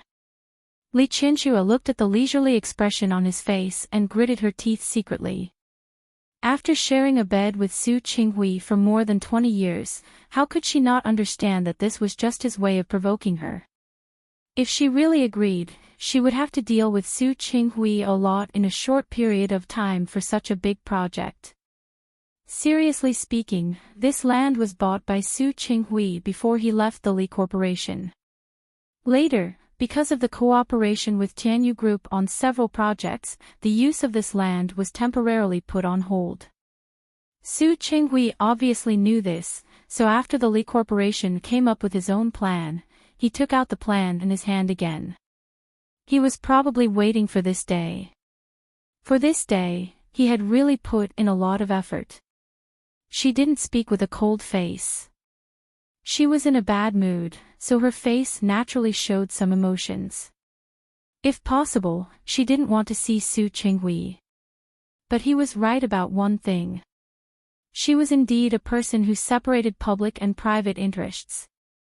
She wouldn't let her personal emotions affect the company's operations. Letting Su Qinghui leave the company was already one of the few times she couldn't separate public and private interests. Qianxue, you didn't lose anything, did you? Su Qinghui looked into her eyes and didn't mind continuing to persuade her. In fact, you and I both know that even if you cooperate with Tianyu Group, it will be more convenient for me to do some things. After all, after so many years, I know the relationship between the Li Corporation as well as you do. Don't make it sound like I can't do it without you, and the Li Corporation can't operate without you. Of course it can. Su Qinghui didn't deny it. However, just take it that I don't want you to be too tired. So, wouldn't it be better for me to do these things? You make it sound so dignified, as if you didn't benefit from it. Yes. I benefited. Su Qinghui smiled. His face exuded a sense of elegance. The older a man was, the more popular he was. This was also true for Su Qinghui. The Su Qinghui in front of her was still the Su Qinghui, but in the past year, he had changed a lot. The most obvious point was that he smiled in front of her a lot more than before. In her memory, Su Qinghui always had a cold face, and he always spoke to her in a neutral tone. Now, Su Qinghui always smiled in front of her from time to time. Sometimes, her expression was obviously very ugly, but he could ignore it. She was not used to Su Qinghui's behavior. Li Qianxue stepped back a little without a trace. However, there was a chair behind him, and he had nowhere to retreat to. Su Qinghui didn't feel depressed or unhappy when he noticed her dodging. It would be abnormal if she could accept him so easily. So, Qianxue, do you agree to my suggestion now? This is a suggestion. This is clearly a threat. Li Qianxue stood up to avoid his approach. She stepped back from the back of the office chair and looked at him. Su Qinghui, stop beating around the bush. I know what your goal is. You did a good job with the planning. I admit it. But your goal will fail in the end. Even if you agree, don't forget, since you're so worried that I'll be tired, I can just wash my hands of it, can't I? In short, she just didn't want to have a chance to meet him. She wanted to keep a distance from him. Su Chenghui understood. Yes, you can wash your hands of this. I don't want to use this to achieve anything. As for convincing you to change your mind, I can take my time. I can take my time. Li Qianxue was not used to Su Chenghui's constant confession of his love to everyone. This unfamiliarity made her automatically delete and block all of Su Chenghui's words. Instead, she treated everything he said as his flowery words and didn't take it seriously at all. If you have nothing else, you can leave. Qianxue, are you burning the bridge after crossing it? Su Chenghui seemed to sigh helplessly. Okay, then I'll leave first. Qianxue, I'll get someone to print out the contract tomorrow. I'll come to you to sign it. Li Qianxue pursed her lips into a straight line. At this moment, she suddenly regretted it. No matter how perfect the plan was, so what if it was worth hundreds of millions? When she thought of meeting Su Chenghui and reconnecting with him, she immediately felt her entire mood begin to become gloomy. Su Chenghui, however, seemed to be completely unaware of her struggle. Qianxue, if you feel that any part of the contract is inappropriate and want to change it, you can tell me. You have my phone number. Even if there's nothing else, if there's anything else you want me to do, I can do it. Li Qianxue was impatient to listen to his sweet words. In the past, she couldn't hear them even if she wanted to. Now, no matter how much he said, she wouldn't believe him. The door is over there. Please go ahead. After Su Chenghui left, Li Qianxue focused all her attention on work. She finally got rid of the depression brought about by the matter of working with Su Chenghui. However, when she was about to get off work, another person who gave her a headache came. Wei Ting appeared in his office with a large bouquet of roses in his arms. Looking at the extremely exaggerated bouquet of 99 roses, Li Qianxue really felt a headache coming on. Seeing her expression, Wei Ting took a step forward at the right time with a fawning expression on his face. Qianxue, you didn't forget, did you? I made an appointment with you yesterday to have dinner together tonight. Li Qianxue didn't lose her memory, so she naturally remembered what she had agreed to in order to send this person away yesterday. Flowers for a beauty. Wei Ting handed the roses in his hand to Li Qianxue. The smile on his face was very sunny. Qianxue, what do you want to eat tonight? Li Qianxue thought about what old Master Li had said when she went out this morning and looked at Wei Ting with some hesitation. Wei Ting, can we have dinner next time? I promised my dad to go home for dinner today. During this period of time, she had always had social engagements. It had been a few days since she had eaten with old Master Li. Wei Ting's eyes lit up, as if he had suddenly found a direction. Isn't that perfect? I can visit old Master Li too. Wei Ting, stop fooling around. How could Li Qianxue meet him as an elder? I'm not fooling around. Wei Ting blinked his eyes. His young and sunny face looked sincere. I can go and tell uncle that I want to pursue you. I can also get him to agree to my pursuit. Li Qianxue wanted to laugh. Sometimes, the Wei Ting in front of her really made her feel like she was looking at a child. Wei Ting, first of all, if you want to pursue me, you don't need my father's consent. You need my consent. Second, I don't think we've reached the point of meeting your parents yet. Third, we're really not suitable for each other. If I were you, I would stop thinking about you now. I don't understand. Qianxue, you always say that we're not suitable. How are we not suitable? Wei Ting, how old are you this year? 34 years old. What's wrong? He was 33 years old. But at this time, Wei Ting didn't mind saying that he was older. I'm 48 years old. Li Qianxue had never avoided talking about her age. I'm 14 years older than you. According to the ancient calculations, I can almost be your mother. My mother isn't as young as you. Wei Ting looked at Li Qinshue's well-maintained fair face without a trace of fine lines or spots with a serious expression. My mother gave birth to me late, so don't worry. My mother looks like she's of the same generation as you. What's more, in your current state, even if you tell others that you're my sister, no one will believe you, let alone my sister. Li Qinshu looked to be in her early 30s at most. If she took off this suit and wore it younger, people would believe her if she said that she was less than 30. Wei Ting. Was that the point? That was not the point at all. I just want to explain why it's impossible for us. That's what you think. I think it's very possible. Wei Ting, I already have a son and a daughter. Especially my daughter. I feel very guilty towards her. I only have these 2 children in my life. I know. So what?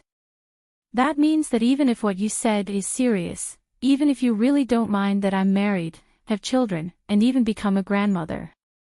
I don't believe that you don't even mind if you have your own children. Wei Ting frowned. For the past half a year, Li Qinshu had been saying that she wasn't suitable for him. But this was the first time she had talked about children. He frowned. He had really thought about Li Qinshu's problem. If you really want to be with me, I think we can adopt. See, you still don't understand what I mean. Li Qinshu didn't mind explaining again. I said that I feel very guilty towards my daughter, which means that I no longer have the energy to love other children, no matter who gave birth to that child. It wasn't that she hadn't thought about giving all her love to Su Yusin and Su Qingsang for the rest of her life. Su Yusin was a boy. After he graduated, got married, and had children. No matter what, she had watched him grow up and raised him by her side. She didn't feel that guilty. But toward Su Qingsang, her guilt was real. This kind of guilt wouldn't disappear just because Su Qingsang got married and met a husband who treated her very well. She was already prepared. When Su Yusin graduated and could slowly take over the company, she wanted to go to Rong City.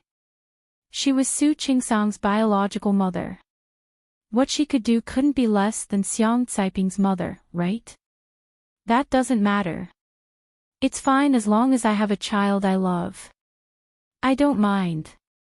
Li Qinshu's attitude changed at this moment. She looked at Wei Ting very seriously. The boy in front of her, who was more than 10 years younger than her, said such serious words, which surprised her very much.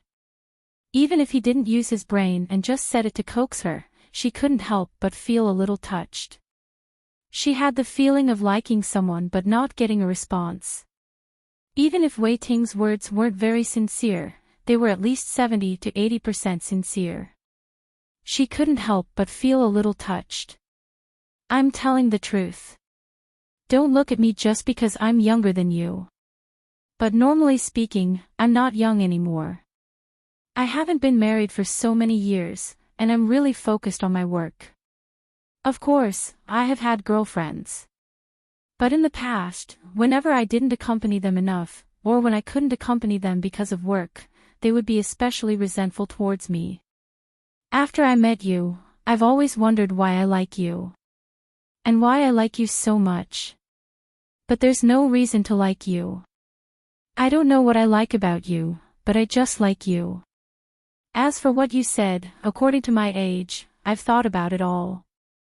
There's one thing I'm very sure of. That is, if I really get together with you. You definitely won't be like those little girls, who get angry at me because I can't accompany you. Qinshu, I admit that I didn't like you that much at first. But in the past half a year, I feel that my liking for you hasn't decreased. Instead, it's increased. When I confirmed my feelings, when I decided to do my best to pursue you, the problems you mentioned.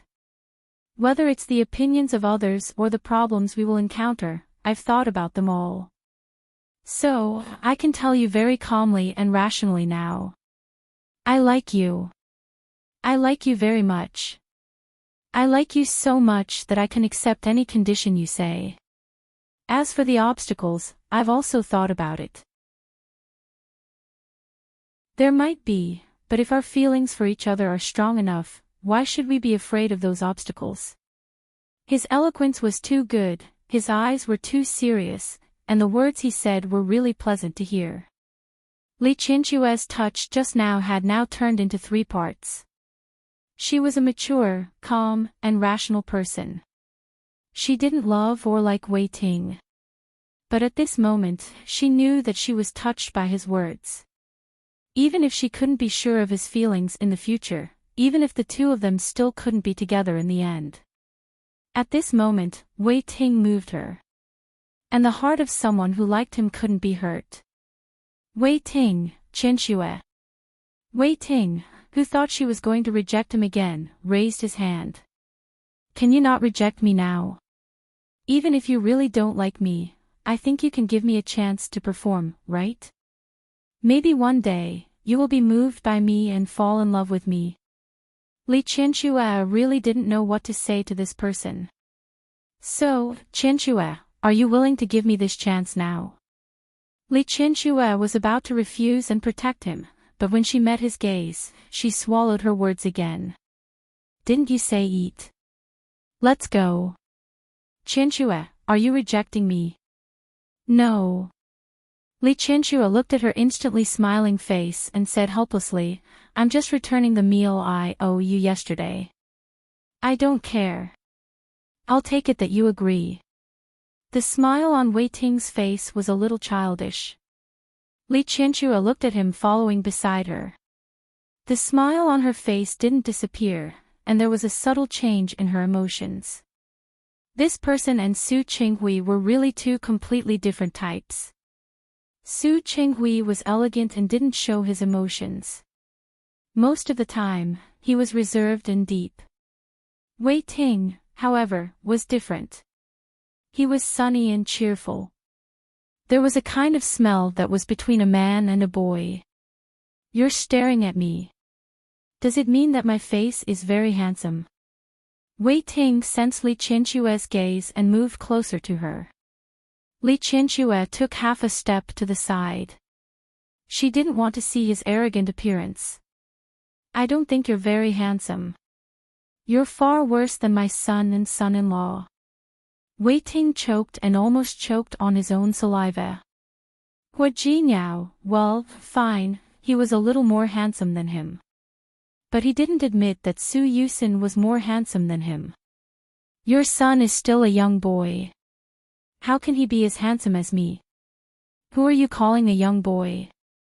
How did her son look like a young boy? Now that he had gone to school, whether it was the company or the family matters, they were all handled in an orderly manner at home. During the more than 10 years that Su Qinghui had intentionally or unintentionally neglected, she was already very satisfied that Su Yusin didn't go astray and could still have such achievements today. My bad words. Qianque, don't be angry. What I mean is that although your son is handsome, he's still young and lacks maturity. I'm different. I have the charm of a mature man. Mature man. Li Qianque suddenly thought of Su Qinghui. Back then, didn't she fall in love with Su Qinghui because of the so-called mature man's temperament? However, a man's maturity was sometimes only on the surface. The more mature he was, the more ruthless he might be. Sometimes, maturity is not a good thing. It was actually very rare to be able to maintain a pure heart. Wei Ting didn't hear this clearly. He couldn't help but get closer. What did you say? Li Qianque realized that she actually thought of Su Qinghui at such a time. Her expression was a little uneasy for a moment. The elevator arrived at this time. She didn't answer Wei Ting's question and directly stepped into the elevator. Wei Ting shrugged helplessly and followed Li Qianque into the elevator.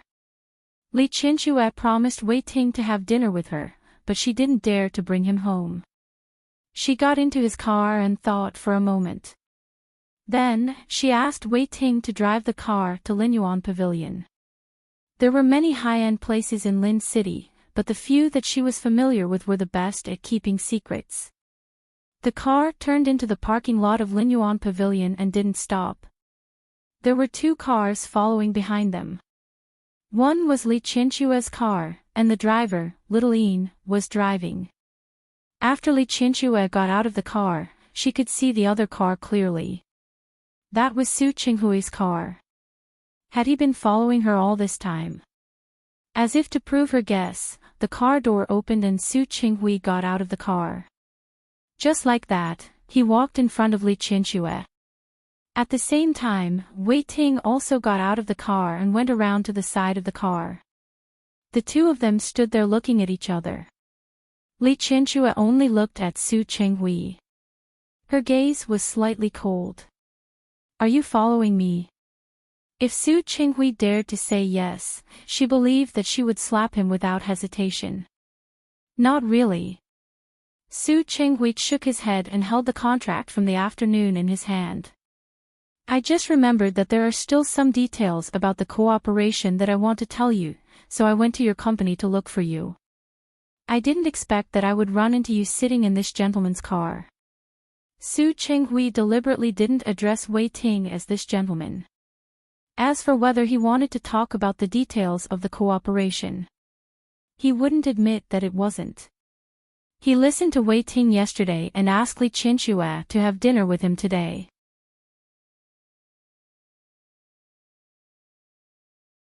Chapter 7:16. Wei Ting narrowed his eyes and put his hands in his trouser pockets. He wasn't in a hurry to step forward, but waited to see how Li Qianxue would react. Li Qianxue was already quite unhappy about encountering Su Qinghui again and again in the past 2 days. She didn't even hide her disgust at his actions. What details can't be said tomorrow? Do you have to stop me on the road? I just remembered, so I came to tell you. I'm afraid I'll forget tomorrow. In my impression, you're not someone with such a bad memory. Li Qianxue was unmoved. If you really think you'll forget, you can use your phone to write it down now. You're still some time away from old age. I believe you shouldn't have amnesia at such a young age, right? Of course not. I just want to settle down as soon as possible. I thought you thought the same. You're wrong. Li Qianxue wouldn't go along with his words. It's already been delayed for so long. It doesn't matter if it's a little longer. Qianxue, Su Qinghui wanted to say that she wasn't like this in the past. She used to be very concerned about work. If there was something that wasn't resolved, she wished she could resolve it that night. It's private time now, and it's dinner time.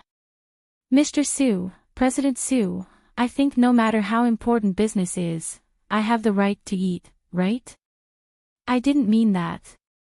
Su Qinghui was thick-skinned again. I mean, maybe we can talk while we eat. No, you want to talk while we eat. But I'm afraid I won't have an appetite. Li Qianxue looked at him, who didn't intend to back down, and took a step back. Su Qinghui, if there's any business, we'll talk tomorrow. By the way, before you go to the Li Corporation, please make an appointment with my secretary. After all, not everyone is as free as you. She stabbed Su Qinghui in a neither soft nor hard way and was satisfied to see his expression change. She turned to look at Wei Ting. Let's go. Wei Ting nodded and followed Li Qianxue into Linyuan Pavilion.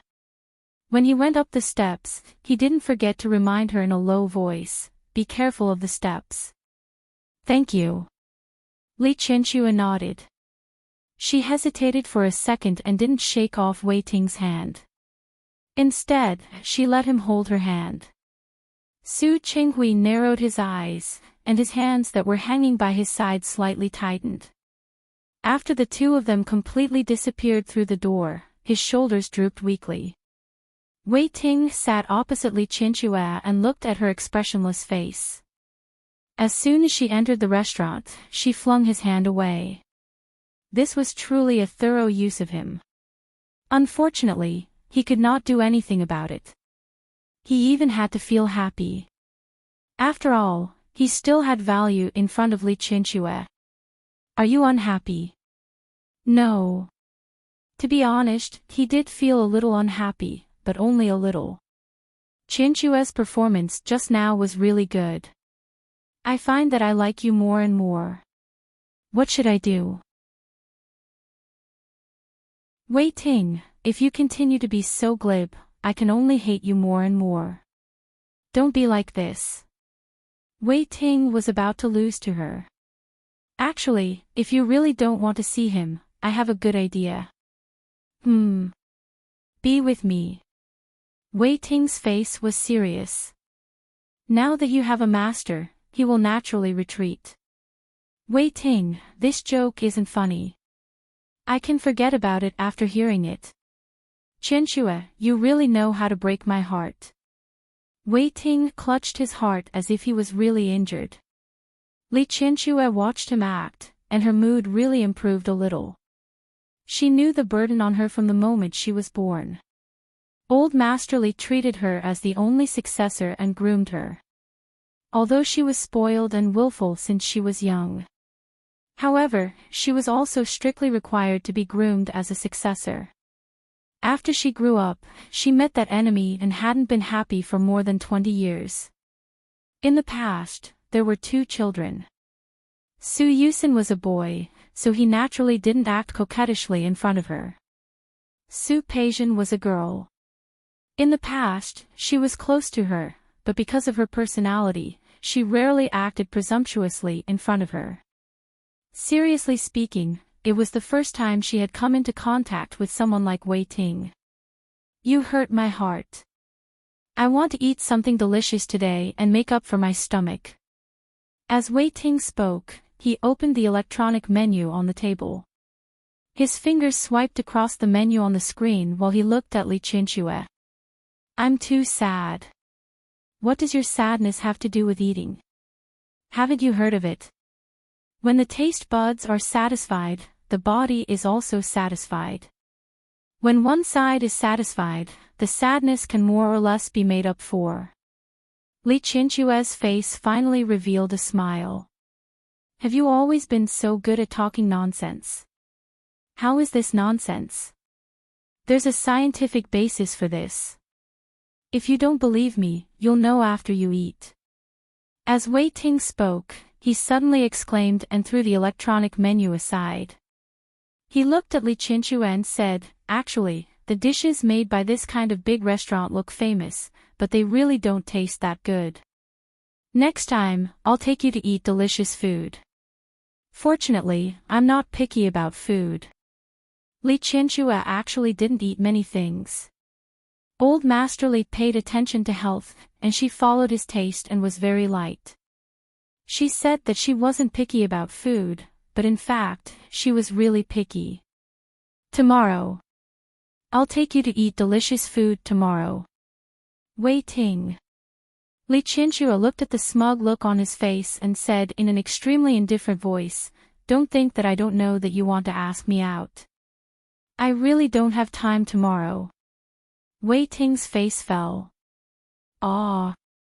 Qianxue, you were so heartless. Now, great. Delicious food can't make up for it. This time, Li Qianxue finally couldn't help but laugh.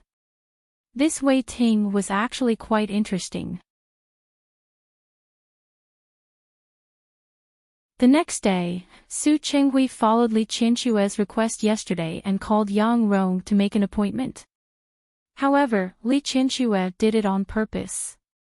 She asked Yang Rong to say that she didn't have time to see him. The 3rd and 4th days were weekends, so she didn't have time.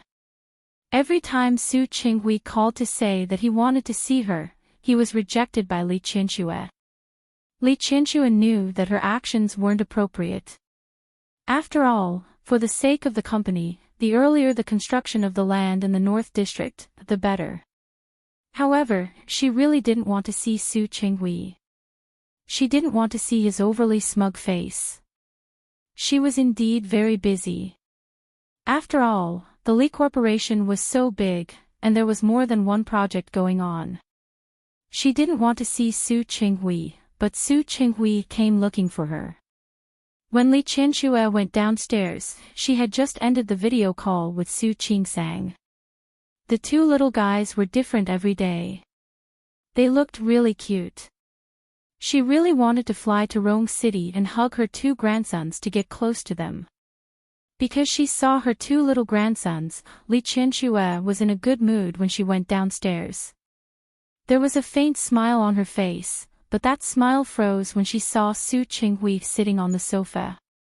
She looked left and right. There was no one else in the living room except him. Qianxue. Su Qinghui stood up when he saw her go downstairs. Of course, he didn't miss the change in her expression when she saw him. Who allowed you to come in? Li Qianxue's tone wasn't polite. I wanted to go to the Li Corporation to look for you. You haven't been free, so I can only come to your house to look for you. His voice was calm, without a trace of accusation. Li Qianxue didn't think that she had gone overboard. Really? I've been busy with the company recently, so I really don't have time. Yes, I know you don't have time, so I came to your house. Su Qinghui said the word home quite naturally. Li Qianxue originally wanted to refute, but thinking of the difficulties she had been in the past few days and more important things, she held back. Tell me, what's the matter? You just got up. You haven't eaten yet, have you? Why don't you go eat first? There was a faint concern in Su Qinghui's eyes, but Li Qianxue didn't appreciate it. I haven't had breakfast yet. Since you know that this is my breakfast time, why did you come so early? Sorry. Su Qinghui admitted his mistake honestly. I just wanted to see you earlier. His attitude made Li Qianxue feel that her counterattack was as powerless as hitting a piece of cotton. She looked at Su Qinghui in front of her, whose appearance hadn't changed, but whose personality had changed drastically. She felt a little annoyed. She got up and went to the dining room for breakfast. Li Qianxue didn't expect Su Qinghui to follow her into the dining room and sit in the seat he used to sit in. In the Li family's dining room, old Master Li was at the head, she was on the left, and Su Qinghui was on the right. Further down were Su Yusin and Su Peijian. Even if Su Qinghui divorced her, no one would sit in his seat after he left. Now that he was sitting there, for a moment, Li Qianxue felt like she had returned to the past. Although Su Qinghui didn't love her in the past, after living together for decades, many habits had slowly merged. For example, the habit of eating breakfast, the habit of sitting once at breakfast every day. Even if Su Qinghui had nothing to talk to her about, he would talk about some important arrangements in the company. When he really entered the company, he rarely went to her office to look for her. During breakfast, it was equivalent to a small meeting between the husband and wife. In addition to work, there was also the matter of the two children. When the two children were at school, Su Qinghui would ask them about their homework or some things that happened at school. In the past, when Li Qianxue didn't know the truth, she only felt that Su Qinghui really cared about his daughter. No matter what she did at school, whether or not there were boys pursuing her, he cared about her. As for Su Yusin, he cared a little less. She only thought that it was because Su Yusin was a boy and didn't need special attention. Since she knew the reason, she was clear about Su Qinghui's favoritism. Now that she saw him sitting opposite her, Li Qianxue's expression didn't look good. What? After leaving the Li family, you didn't even have breakfast. Do you want to come to the Li family for breakfast? Su Qinghui ignored her sarcastic words and watched Nanny Zhang bring out the bird's nest and place it in front of Li Qianxue. Nanny Zhang was a little surprised to see Su Qinghui. Decades of habit made her speak almost instinctively. Sir, you're back. Have you had breakfast? What do you want to eat? Not yet. What do you have? I'm fine. There's millet porridge in the kitchen. It's still hot. Sir, wait a moment. After Nanny Zhang finished speaking, she realized that she had made the decision without authorization. She couldn't help but look at Li Qianxue. It was also out of habit that she remembered now. Su Qinghui and Li Qianxue had divorced. Li Qianxue looked at Su Qinghui, her face full of mockery. Why are you looking at me? Since he can't even have breakfast, you can give him one. Anyway, he has eaten the Li family's food for so many years. He doesn't need one more meal. Although she was usually not polite to people, she really didn't have many times when she was so sharp. Su Qinghui knew that she was venting all her dissatisfaction on him. He wasn't annoyed. Looking at Nanny Zhang, who was a little embarrassed, his voice was very indifferent. Nanny Zhang, please. Su Qinghui had always been very popular with the Li family. He was very polite to people. It could be said that, just like Li Qianxue now, all his sharpness was given to Li Qianxue. All his gentleness was given to others. Li Qianxue's face was cold as she watched Nanny Zhang bring out the porridge for Su Qinghui and put breakfast on the table. She suppressed her emotions and focused on eating the bird's nest in front of her. Su Qinghui, who was sitting across from him, was a little emotional at this time. It used to be like this. The two of them would sit like this and eat breakfast quietly. Although the two of them didn't talk much back then, after so many years, there was a tacit understanding between husband and wife.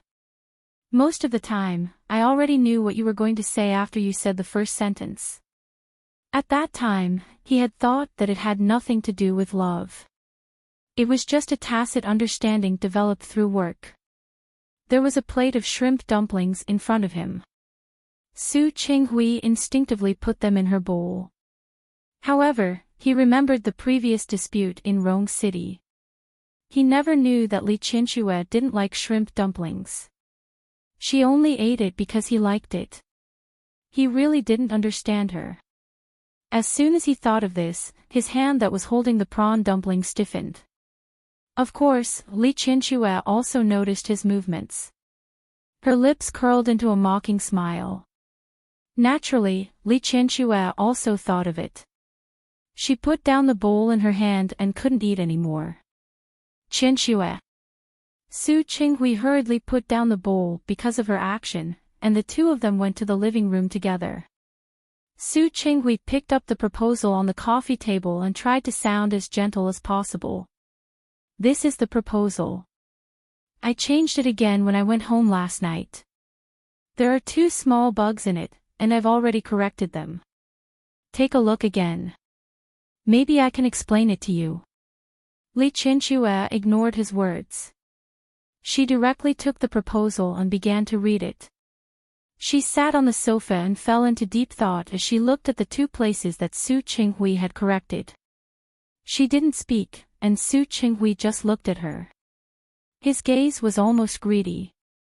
He sat in the living room of the Li family, sitting opposite Li Qianxue. The quiet atmosphere almost made him hallucinate. He thought that he and Li Qianxue had returned to the past. If they could continue like this, Li Qianxue seemed to have thought of something. She suddenly looked up at Su Qinghui. When she met Su Qinghui's focused gaze, she was stunned. She saw her own reflection in his eyes. When he realized that she was looking at him, his gaze softened. Qianxue, you're so beautiful.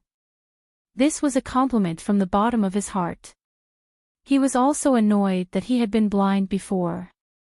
Why couldn't he see Li Qianxue's beautiful side? Li Qianxue's expression turned a little ugly after being praised by him. She was really not used to Su Qinghui like this, and she couldn't stand it. Su Qinghui, are you here to talk about business, or what? Li Qianxue felt a little uncomfortable for a moment. She pointed at the proposal with a cold expression. Your addition is a little useless. I've done some homework these few days, and I have a different opinion.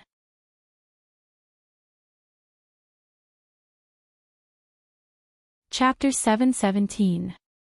Su Chenghui didn't answer her question. He just stared at her with a burning gaze. He was introverted by nature, and at this age, his words and actions were naturally mature and prudent. It was very rare to see someone sizing him up without concealment. Li Qianxue forced herself not to be angry. Any reaction she gave now would only make Su Chenghui even more proud. And she wanted to reject this. Su Chenghui, if you don't want to talk about business now, then please. Su Chenghui wasn't annoyed because of her change of attitude. Instead, he sat up straight. How is it? What do you think after I change? No matter how much Li Qianxue disliked Su Chenghui, she was still extremely calm and self-restrained when it came to company matters. She pointed at the plan with a cold face. It's not a bad idea to add this idea, but I've done some homework these few days. I have some other ideas. What? You have this water circulation system above. Rainwater and wastewater can be collected and reused, so why not change the roof device to solar energy? I've considered it and found that it would affect the aesthetics. That's why I decided to use air energy. Yes, if solar energy is placed on the roof, it will affect the aesthetics, but what if it is placed on the wall? This was the main point she wanted to say.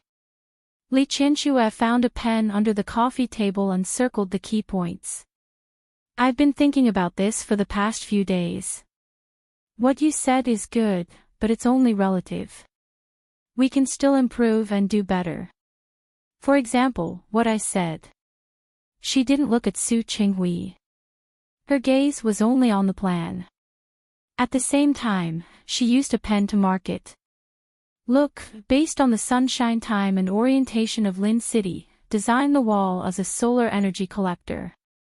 This way, it won't affect the overall aesthetics, and it will achieve the effect you said. What about the cost? Have you considered it?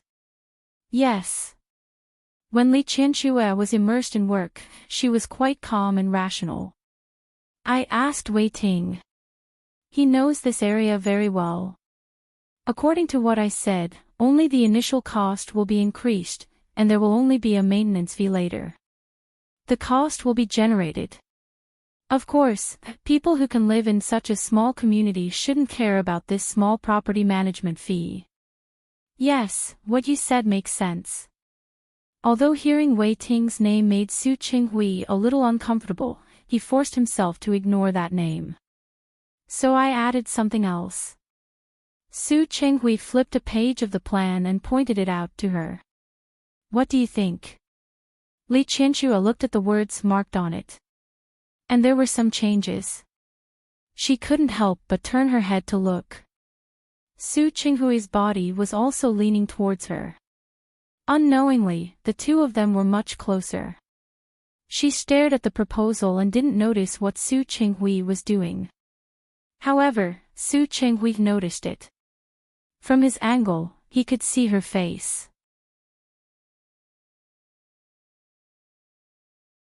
Her facial features were bright, and her nose bridge was higher than the average person's. Li. She said, Li's face. However, Li Qianxue didn't notice his gaze. All her attention was on the proposal. Your idea is not bad. She thought. Li's right, Lit was his. Ku at. Shen, he was. He was looking at her. When she turned her head, their lips met. Li Qianxue was stunned. Su Chenghui didn't expect that his approach would bring such a pleasant surprise. He didn't want to retreat at all. Instead, he wanted to move forward a little. Sensing Su Chenghui's actions, Li Qianxue quickly stepped back. She sat away from her previous seat in a sorry state. The two of them had been married for more than 20 years, but they had never kissed once. In her memory, the 2 times they were drunk, they had brought 2 children. As for the process, Li Qianxue subconsciously chose to forget it. She wanted to flare up, but she knew that she couldn't blame Su Qinghui for what happened just now. Li Qianxue hated that she was already so old and had suffered so much, but she was still affected by him. Thinking of this, Li Qianxue's voice turned cold. Since your company has decided to participate in this project, then choose a time to sign the contract. Okay. Su Qinghui had already taken advantage of her today. He knew when to stop. Even his gaze was much more restrained. However, have you spoken to the Tianyu group? I have. I spoke to Hu Jinyao on the phone yesterday. He will send the president of their branch over to discuss this matter. Li Qianxue's voice sounded extremely calm. The time has been set. I will let you know. Since it was a 3-party cooperation, of course, Su Qinghui also needed to be present. Even if Li Qianxue didn't want to, she couldn't avoid it. Okay. I'll wait for your news. Su Qinghui's voice was soft, and Li Qianxue could hear a hint of affection in it. She lowered her eyes and felt that it was enough for today. If there's nothing else, let's leave it at that. Li Qianxue stood up and was about to leave. Su Qinghui stood up as well. Do you have any plans today? He looked at her very eagerly. Li Qianxue's lips were pursed into a straight line, and her body was stained with a cold aura for no reason. I don't have any plans. I'll just stay at home. The weather is good. At the end of spring, the weather in Lin City was very comfortable. This kind of weather was very suitable for going out and playing.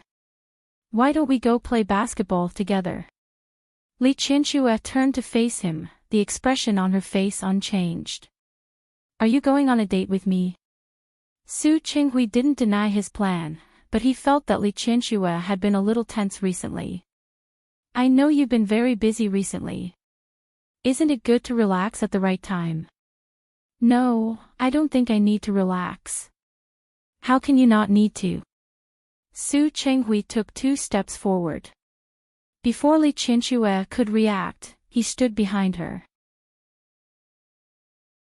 He put his hands on her shoulders and gently squeezed. Look, you're very tense here. You've been too tired recently.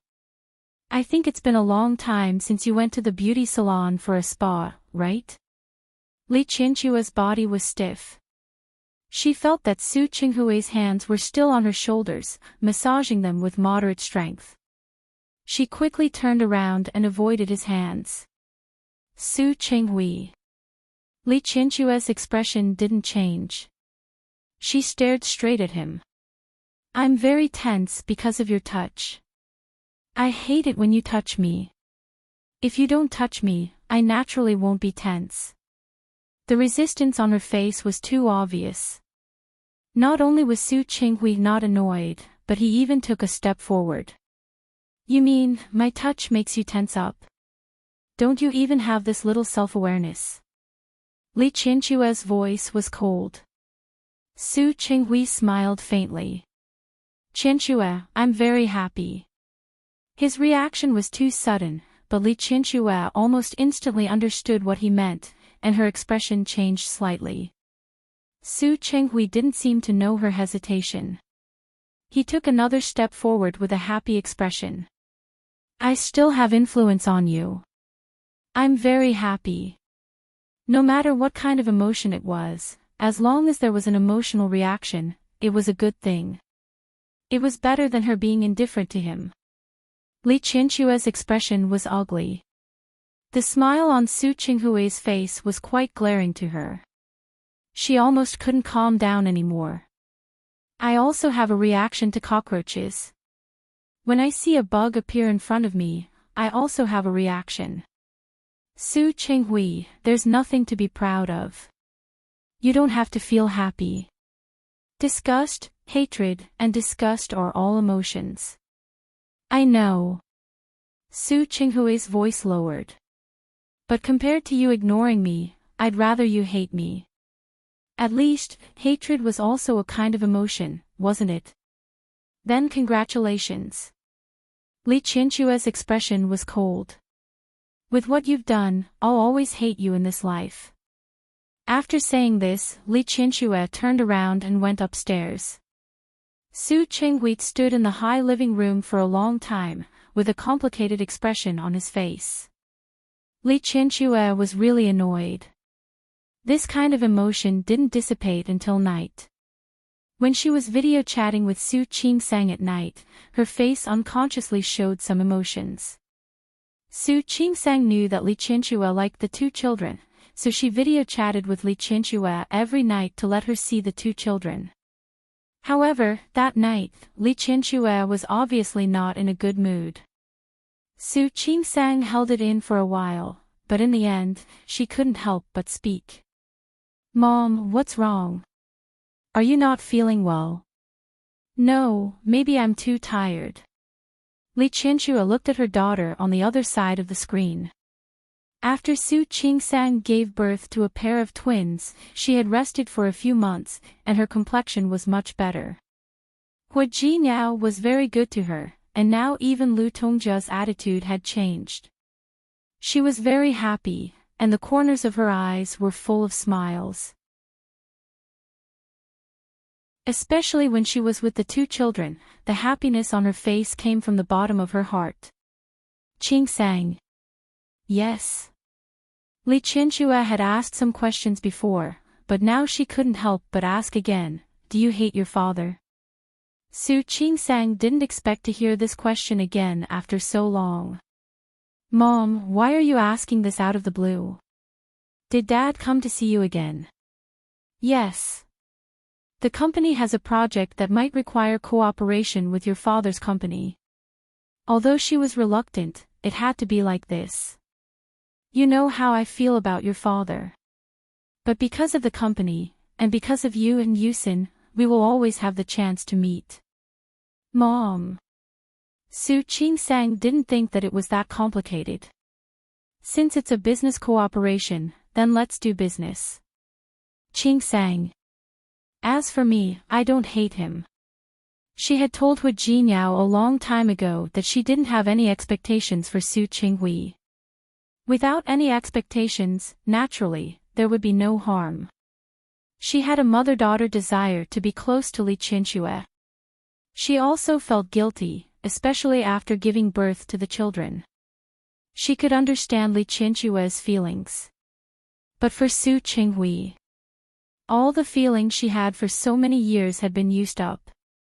She could now see Su Qinghui as a very ordinary elder. He came to Rong City to see her and the two children. She wouldn't feel particularly excited, nor would she feel particularly surprised. He was like an ordinary elder. She didn't hate him, but she couldn't get close to him. Really? Of course it's true. Su Qingsang looked at her and thought of something. Mom, do you know? Hate is actually a very intense emotion. I don't like to hate people. It's too tiring. Really? Was it too tiring to hate people? After Li Qianxue ended the video call with Su Qingsang, she sat on the bed in a daze. Hating people was very tiring, but not hating them was even more tiring.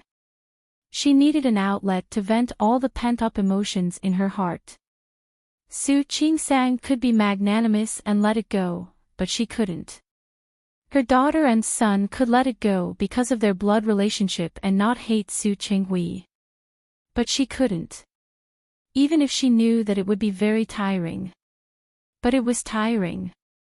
She really couldn't let it go. It was too difficult for her. Su Qinghui's plan for the North District was a large, intelligent community. It didn't matter if they wanted to build a factory on the land on the side. But before the other party opened the factory, if they could build the project here first, and with such a unique concept, they believed that they could be one step ahead of others. As for the factory, it was much more difficult to go through the procedures and approval than their residential area. They would build an ultra-modern, fully intelligent community a little away from the city. They would meet the needs of more and more young people. After the decision was made, the next step was to contact the Tianyu group. There was no other way. The land in the hands of the Li Corporation was next to the Tianyu group. Speaking of which, when Hu Jinyao was in Lin City, he also knew the plan there and knew that he wanted to build a business circle, so he took that land. The current CEO of the Lin City branch in the Tianyu region was Wang Tao. After Hu Jinyao left, the person in charge was transferred from the head office in Rong City. As one of Hu Jinyao's trusted subordinates, Wang Tao was well aware of the relationship between Su Qinghui and Li Qianxue. His attitude towards the two of them was quite polite.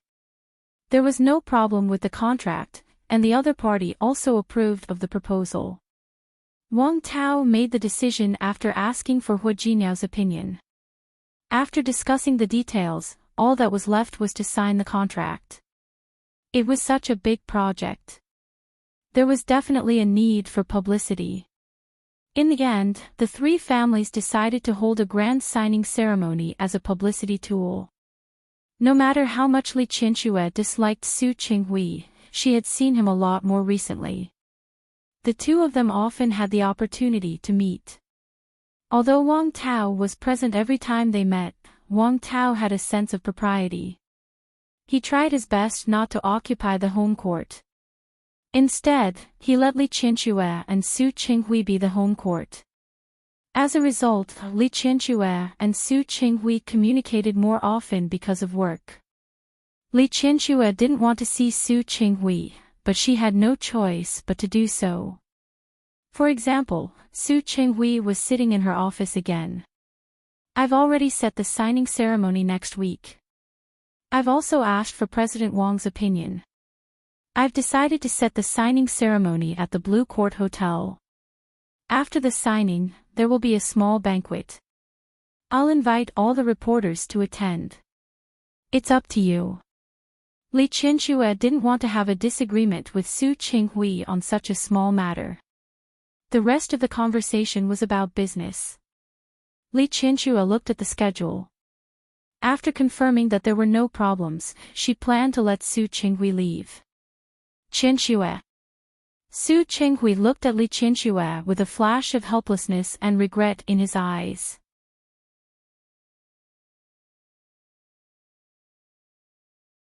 Chapter 7:18. No. Li Qianxue refused rather bluntly. You can find someone else. I'm not interested in being your companion. Su Qinghui's eyes darkened a little, but he still refused to give up. Listen to my plan. This is just a small banquet. If you don't want to be my companion, we can go together that day.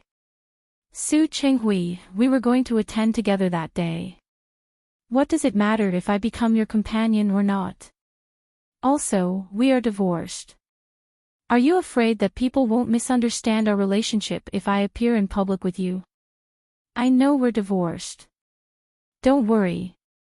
No one will misunderstand. Ever since Li Qianxue announced in Lin City that she had broken off all ties with Su Peijian, everyone knew that they were divorced. I'll refuse no matter what. Li Qianxue didn't give him a chance at all. Su Qinghui, you don't have to think about it. You know how much I don't like standing with you. Su Qinghui was rejected, but he wasn't angry. He looked at Li Qianxue with a gentle look in his eyes. For a moment, his gaze made Li Qianxue think that he was looking at a willful and mischievous child. Li Qianxue was inexplicably annoyed. Her face turned cold, and she unceremoniously asked him to leave. Get out. I still have something to do. Su Qinghui wasn't surprised by her sudden change in attitude. After these few encounters, he had become more and more aware of his limits. If he wanted to get close to Li Qianxue, he had to be careful not to cross her bottom line. She was still unhappy with him, and he knew it. He carefully grasped the boundaries of this place and cautiously probed. He would never give up on Li Qianxue. Li Qianxue didn't relax until Su Qinghui left. It wasn't exactly relaxing. It was just that he felt less annoyed, but he didn't really relax much. She knitted her brows tightly, and there was a flash of gloom in her eyes. Su Qinghui, Sunday. When Li Qianxue arrived at the tennis court, Wang Tao was already there. Not only him, but Chief Chen from the Urban Construction Bureau, Chief Gao from the Investment Promotion Agency, and Li Junxing were also there. As the president of the Lin City branch of Tianyu Group, Wang Tao was naturally very familiar with these people. After greeting Li Qianxue, they chatted for a while. Li Qianxue greeted him and turned to change. When he came out of the changing room, he saw a very familiar person coming out of the men's fitting room opposite. Su Qinghui. He had changed into a white tennis jersey. This outfit made him look much younger than usual. At this moment, if someone said that he was not even 40, there would be people who would believe it. Li Qianxue was not in the mood to appreciate his face, which was a few years younger at this time. She just frowned because she saw him. Qianxue, what a coincidence. As he spoke, he looked at Li Qianxue. Sportswear suits her. Her bright and beautiful face was a little more lively because she had changed her clothes. He instinctively took a step forward, as if he wanted to see her more clearly. Is it a coincidence? This was not a coincidence at all. I don't think it's a coincidence. I really didn't know that CEO Wang asked you out. If she had known that Su Qinghui would come, she would have turned him down. Su Qinghui pretended not to understand the meaning of Li Qianxue's words and looked at her with great admiration. Qianxue, you look very good today. Li Qianxue didn't want to talk to him anymore. She turned around and walked out. Su Qinghui followed beside her. He held a tennis racket in his hand. Let's play together later. Without getting a response, Su Qinghui seemed to have thought of something and said, I remember that you were the one who taught me tennis. Li Qianxue didn't stop walking, but her face was a little gloomy. It wasn't just tennis. Su Qinghui's golf was also taught by her. The Su family's family was ordinary, and Su Qinghui's mother was just a nurse. Even though Su Qinghui had great ambitions, he had little contact with these things. After marrying her, even if Su Qinghui was unwilling, he still wanted to make a name for himself in the Li Corporation. There were fewer social engagements in the business world. In the past, golf was popular in the upper class of Lin City.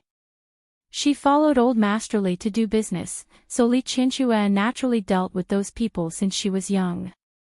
After marrying Su Qinghui, in order to make it easier for him to socialize with those bosses, she taught him how to play golf. She still remembered her thoughts at that time. On one hand, it was to let Su Qinghui socialize with those bosses smoothly. On the other hand, it was because she wanted more opportunities to get close to him. At that time, she was very naive. She always felt that as long as she gave in, one day, Su Qinghui would see her good, and he would see her strengths. She taught him very carefully. She still remembered that from the beginning of golf, how to swing and how to hit the ball. Su Qinghui was a very smart person. His ability was not only reflected in his business ability, but he also learned these things very quickly. In the past, she didn't understand why. After a long time, she understood that for Su Qinghui, the most important thing was to succeed in the fastest time and accumulate his own connections. That was why he put in so much effort. She remembered that for a long time, Su Qinghui almost didn't have much time to rest. All his time was booked up. In addition to work, he also learned many other abilities. At that time, she had just become pregnant. Although she didn't look bad, she was always more tired than usual. However, he devoted himself to work. Not only could she not complain, but she also felt gratified. She was happy. After all, the harder he worked, the less burden she had on him. Su Qinghui had a separate study on the second floor. At that time, he often stayed in the study until late at night. For a while, she thought that it was because he was working too hard and wanted to achieve results as soon as possible. But later, she found out that it was just because he wanted to avoid her. He didn't want to be with her, and he didn't want to sleep in the same bed with her. But at that time, she didn't know. She thought that he was working hard to achieve results in the company as soon as possible. So she didn't hold back. She shared everything she knew and learned with him. Not only her, but also Old Master Li. Old Master Li loved her too much. Even though he knew that Su Qinghui wasn't a good match, he still agreed to be with them after she became pregnant. After she and Su Qinghui got married, he taught Su Qinghui his connections and experience bit by bit, just like she had done for him. He was also a very talented person. For everything he could use, he constantly absorbed like a sponge. These abilities would become Su Qinghui's bonus points in the future. He had gradually transformed in the upper-class society of Lin City. His initial naivety, anxiety, and incompatibility when he first entered the upper-class society had disappeared from his every move. Many people used to laugh at her behind her back. She was the daughter of the Li family, but she chose a penniless commoner. At that time, there were countless people waiting to marry into the Li family. Not to mention those far away, just the Chiu family, the Luo family, and the Song family, which family didn't want to marry her. But she didn't move. She just liked Su Qinghui. She watched Su Qinghui improve bit by bit and succeed bit by bit. She didn't feel afraid that her power would be taken away. Instead, she felt proud. When Su Qinghui gradually grew up and slowly gained a foothold in the Li family, the contempt and jealousy behind him lessened. Later, Su Qinghui completed a few very beautiful cases. After proving his ability with his skills and foresight, those people said that she had foresight. They said that she knew how to find such a potential stock. At that time, she was happy. She was happy that she had foresight and that she had chosen such a man. It wasn't until later that she realized that she was wrong. Qianxue. Su Qinghui's voice woke her up from her reverie. Only then did she realize that she had already walked to the tennis court outside. The weather today was good. It was a cloudy day. The court was close to the suburbs. When the wind blew, not only did it not feel hot, but it also made people feel cool. Li Qianxue didn't look at Su Qinghui. Instead, she looked at the court in front of her. The few who had arrived early had already left the court. Director Qin was on one side with Director Gao, and Li Junxing was on the other side with Wang Tao. The four of them had already started to play doubles. Li Qianxue stood there without moving. She came out today because of Wang Tao's invitation and because Li Junxing was there. As for the land in the North District, it wasn't completely settled yet. She also wanted to know the latest direction. Now that she saw that they had all left the court, she wasn't in a hurry to leave the court. Qianxue, let's go too. Su Qinghui stood beside her and looked at her with a hint of eagerness in his eyes. Li Qianxue looked at him expressionlessly and didn't move. The past that she had just recalled made her mood very bad. Su Qinghui acted as if he didn't notice. Since you're here, you can't just watch, right? There was a smile on his face and his expression was gentle. At this moment, Li Qianxue couldn't control the irritation in her body. She had the urge to slap the smile on his face. She gripped the racket in her hand tightly, and the irritation in her heart turned into hostility. She looked at him coldly, turned around, and took the lead to walk to another tennis court next to the block net. It wasn't that Su Qinghui didn't feel the change in her mood at that moment. Although he didn't know why her expression suddenly changed, as long as she was willing to answer him, it was a kind of progress. He followed behind her, and the two of them stood on either side. Standing behind the end line, Li Qianxue served first. She held the ball in her hand, exerted force with her wrist, and threw the ball into the air. Then, she swung the racket. The tennis ball flew towards Su Qinghui. He had been holding the racket tightly. When he saw the ball flying over, he was ready to go. The ball hit the ground and bounced. Su Qinghui swung the racket. The tennis ball flew over again. Li Qianxue was annoyed, and she hit the ball a little hard. Although she wasn't young, because she had been diligent in taking care of herself over the years and usually exercised, her physical strength was naturally not bad compared to her peers. Su Qinghui sensed that she was in a bad mood. When a few of the balls flew over, it could be said that they were aimed directly at his face. He didn't know how he had offended her.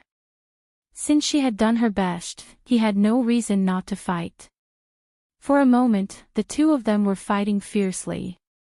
Director Gao and Director Qin were not much older than the two of them, but they couldn't compete with them in terms of physical strength, so they had already retreated. On the other side, only Li Junxing and Wang Tao were left to fight alone. Director Qin and Director Gao watched Su Qinghui and Li Qianxue fight so fiercely. They looked at Li Junxing and Wang Tao, and their physical strength was still very good. Therefore, during the intermission, they suggested that Su Qinghui and Li Qianxue play against Wang Tao and Li Junxing. Li Qianxue played well, but Su Qinghui wasn't inferior. He was taught by her, so he was very familiar with her style.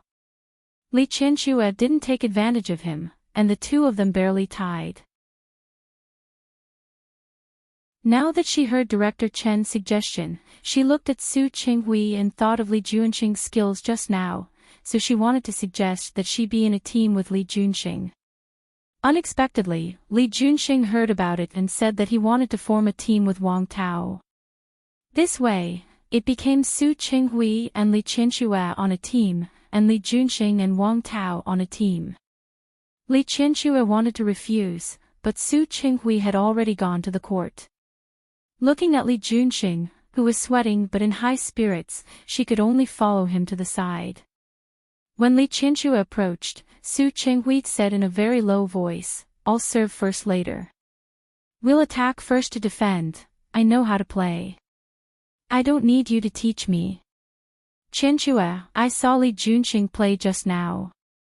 His skills are not bad." Su Qinghui sincerely praised him. Even he had to sigh with emotion at a young man like Li Junxing who had extraordinary skills. The new generation surpassed the old. His skills were not bad. He knew that Li Qianxue didn't want to be in a team with him, but he also knew that she hadn't vented her anger just now. "Look, we can." He approached her and wanted to talk about the tactics between the two of them. His hot breath touched Li Qianxue's cheek. She didn't want to listen at all and took a step back. "Su Qinghui, do you want me to remind you? I taught you how to play." Su Qinghui was speechless and didn't say anything else. Of course, Li Qianxue was the one who taught him in the beginning, but later, he had more opportunities to play than her. After Li Qianxue finished speaking, she didn't look at him anymore. She picked up the racket and stood on the end line. Su Qinghui looked at her position and stood beside her. This time, Li Junxing served first. Su Qinghui didn't move. He looked at Li Qianxue's eyes and let her catch the ball. Li Qianxue played very fiercely. The anger in her heart hadn't dissipated yet. She didn't like to recall the past. Every time she recalled it, it made her feel uncomfortable. Now that there were others around, she couldn't vent her anger on Su Qinghui, so she could only vent it through the ball. After a few rounds, Li Junxing's desire to play just now disappeared. He didn't seem to expect Li Qianxue to have such good skills at her age. For a moment, both Li Junxing and Wang Tao were doing their best to deal with her. After a few rounds, Su Qinghui also cooperated with Li Qinxue. The two of them were extremely strong. Li Junxing and Wang Tao, the two juniors, couldn't gain the upper hand for a while. At the end of the game, Li Qinxue and Su Qinghui actually won. Li Qinxue was already sweating. She held the racket and felt that the frustration in her heart had dissipated a lot. "Auntie, you have good skills," Li Junxing praised sincerely. The other party was Hua Jiniao's mother-in-law, so he would always give her some face. This sentence was from the bottom of his heart. It's more than good skills. Wang Tao's forehead was covered in sweat, but because he had seen it a few times recently, he joked, "Speaking of which, President Li and President Su work really well together. Wasn't that so?" They went back and forth, you advanced and I retreated. Whether it was defense or offense, the two of them were very tacit. I always thought that my skills were good, but I didn't expect that. Wang Tao panted and wanted to say that he had lost to the two old people. However, looking at the two of them who looked much younger because of their sportswear and didn't look much older than him, he really couldn't say the word old people. Auntie and uncle are indeed amazing. Li Junxing was a little panting after playing for a long time. Especially the two of them work well together. Director Gao didn't know much about the Li family. When he saw this, he couldn't help but praise, as expected of a married couple for many years. This tacit understanding is really incomparable to ordinary people. Director Chen also praised, but Li Qinxue's expression changed at this moment. Su Qinghui smiled, and that smile came from the bottom of his heart. He stood beside Li Qinxue, and the corners of his lips curled up slightly. Yes. After more than 12 years of husband and wife, the tacit understanding is indeed incomparable. The corners of Li Qinxue's lips were also curled up, but there was a hidden gloominess in her calm eyes. She couldn't lose her temper. Li Junxing looked at Li Qinxue and Su Qinghui and raised his hand. "Let's rest for a while. We'll play again later." The six of them sat down, and the few of them walked to the chairs placed beside them. Su Qinghui and Li Qinxue fell behind. Su Qinghui walked to the seat and pulled out the chair for her. Li Qinxue almost wanted to leave immediately, but now was not the time. She had no choice but to sit down. After playing for a while, everyone was a little thirsty. The few men didn't care much. They picked up the water on the table and drank directly. Su Qinghui called the waiter at the stadium and asked them to bring warm water over. She can't drink cold water. President Li is so considerate. Director Chen smiled with a teasing expression on his face. Isn't that so? I heard that President Li and President Su are the model couple of Lin City, but I didn't believe it. Today, I see that it's true. Li Qinxue really wanted to stand up now. Li Junxing knew that the two of them had divorced, but he didn't know the inside story. Seeing that the two of them were working together on a project and working so well together, they were probably going to remarry, right? President Li and President Su's tacit understanding is indeed very good, Wang Tao answered. During this period of time, he had spent a lot of time with the two of them, so he naturally knew more about them. Almost everything Su Qinghui said, Li Qinxue could immediately follow up. The two of them often understood what the other person meant as long as the other person started the conversation.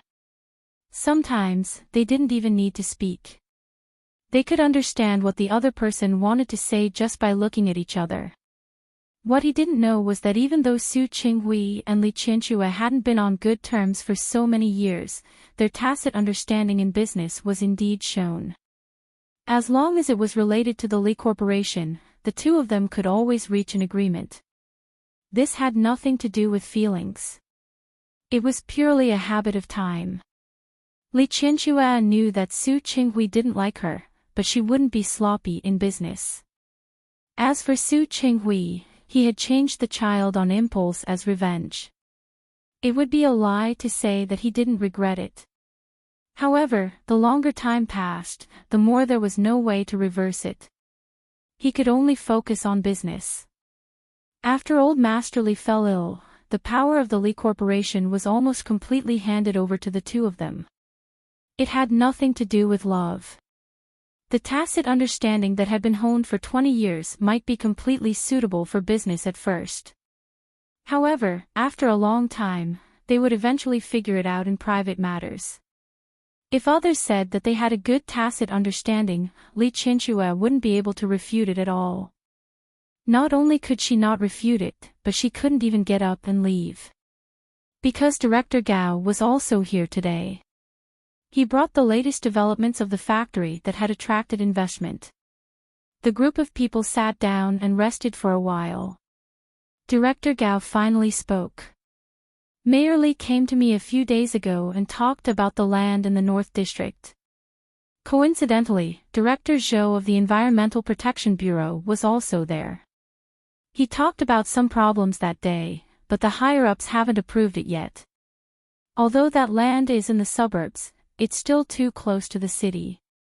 If the other party really opens a factory there, the Environmental Protection Bureau won't be able to approve it, so this matter will be left alone. You can rest assured now. Today, he asked Lee Chinchua out, which meant this matter. Now, everywhere was paying attention to environmental protection, and environmental protection was above performance. It was also Director Zhou who found out that the company had a bad record and illegally discharged pollutants in other cities. Now that they wanted to open a factory, they had to relocate the site, and the approval would be stricter than before. Li Junxing turned to look at Li Chinchua when he heard this. Auntie, can you rest assured now? With Mayor Li here, I have nothing to worry about. Li Chinchua's words were beautiful. She also praised Li Junxing at the same time. Li Junxing smiled. He had been in Lin City for more than 2 years. There was a transfer order from the higher-ups, so he wouldn't be staying in Lin City for long. However, he really didn't want something bad to happen in Lin City while he was here. That factory could indeed record a performance, but on the other hand, if there were any sequelae in the future, it would also be used against him for not doing a good job. Therefore, after giving Director Zhou a warning, this matter could only be left unsettled. At the same time, he could give the Li family and Tianyu group face, so it didn't affect him. The group of people used the land in the North District to chat. After chatting, they played football for a while. It was already evening. Li Junxing was the host and invited them to dinner. Li Chinchua couldn't refuse. The land in the North District was under Su Qinghui's plan. Even if a factory was built, it wouldn't affect her much. But now that a new business circle was built, it could bring the Li Corporation's performance to a higher level. If she wanted to accept this favor, it was impossible for her not to go to social events. It was just that with Su Qinghui around, she was still annoyed. After getting into the car, her expression didn't look good. At the dining table, Director Qin and Director Gao could be considered experienced people and had excellent alcohol tolerance. Li Junxing was the heaviest drinker, but he drank a few glasses. Wang Tao had been working with Li Chinchua and Su Qinghui a lot recently, so he toasted the two of them. Li Chinchua didn't drink at first, but it was because Su Qinghui stood up and blocked the wine for her. Although they were divorced, others didn't know the inside story. When they were arranging seats, the two of them sat together again. Su Qinghui sat next to Li Chinchua. When Director Qin came over to toast, he took the initiative to stand up and pick up the glass in front of him. Chinchua isn't good at drinking, so I'll drink for her. After saying that, he drank the wine in the glass in one gulp. Li Chinchua looked at him like this. Those who didn't know the truth would think that they weren't divorced. At first, he blocked 2 glasses of wine for her, but she didn't say anything. When it was the 3rd glass, The anger in Li Qinshua's heart couldn't be suppressed anymore. You're tuning in to the LoveLore Library YouTube channel. We're so grateful for your support, and don't forget to subscribe to join us on this incredible journey through captivating stories. Your generosity through donations truly makes a world of difference, as it's the primary source of revenue that allows me to expand and enhance this channel for you. Thank you from the bottom of my heart for being a part of this adventure.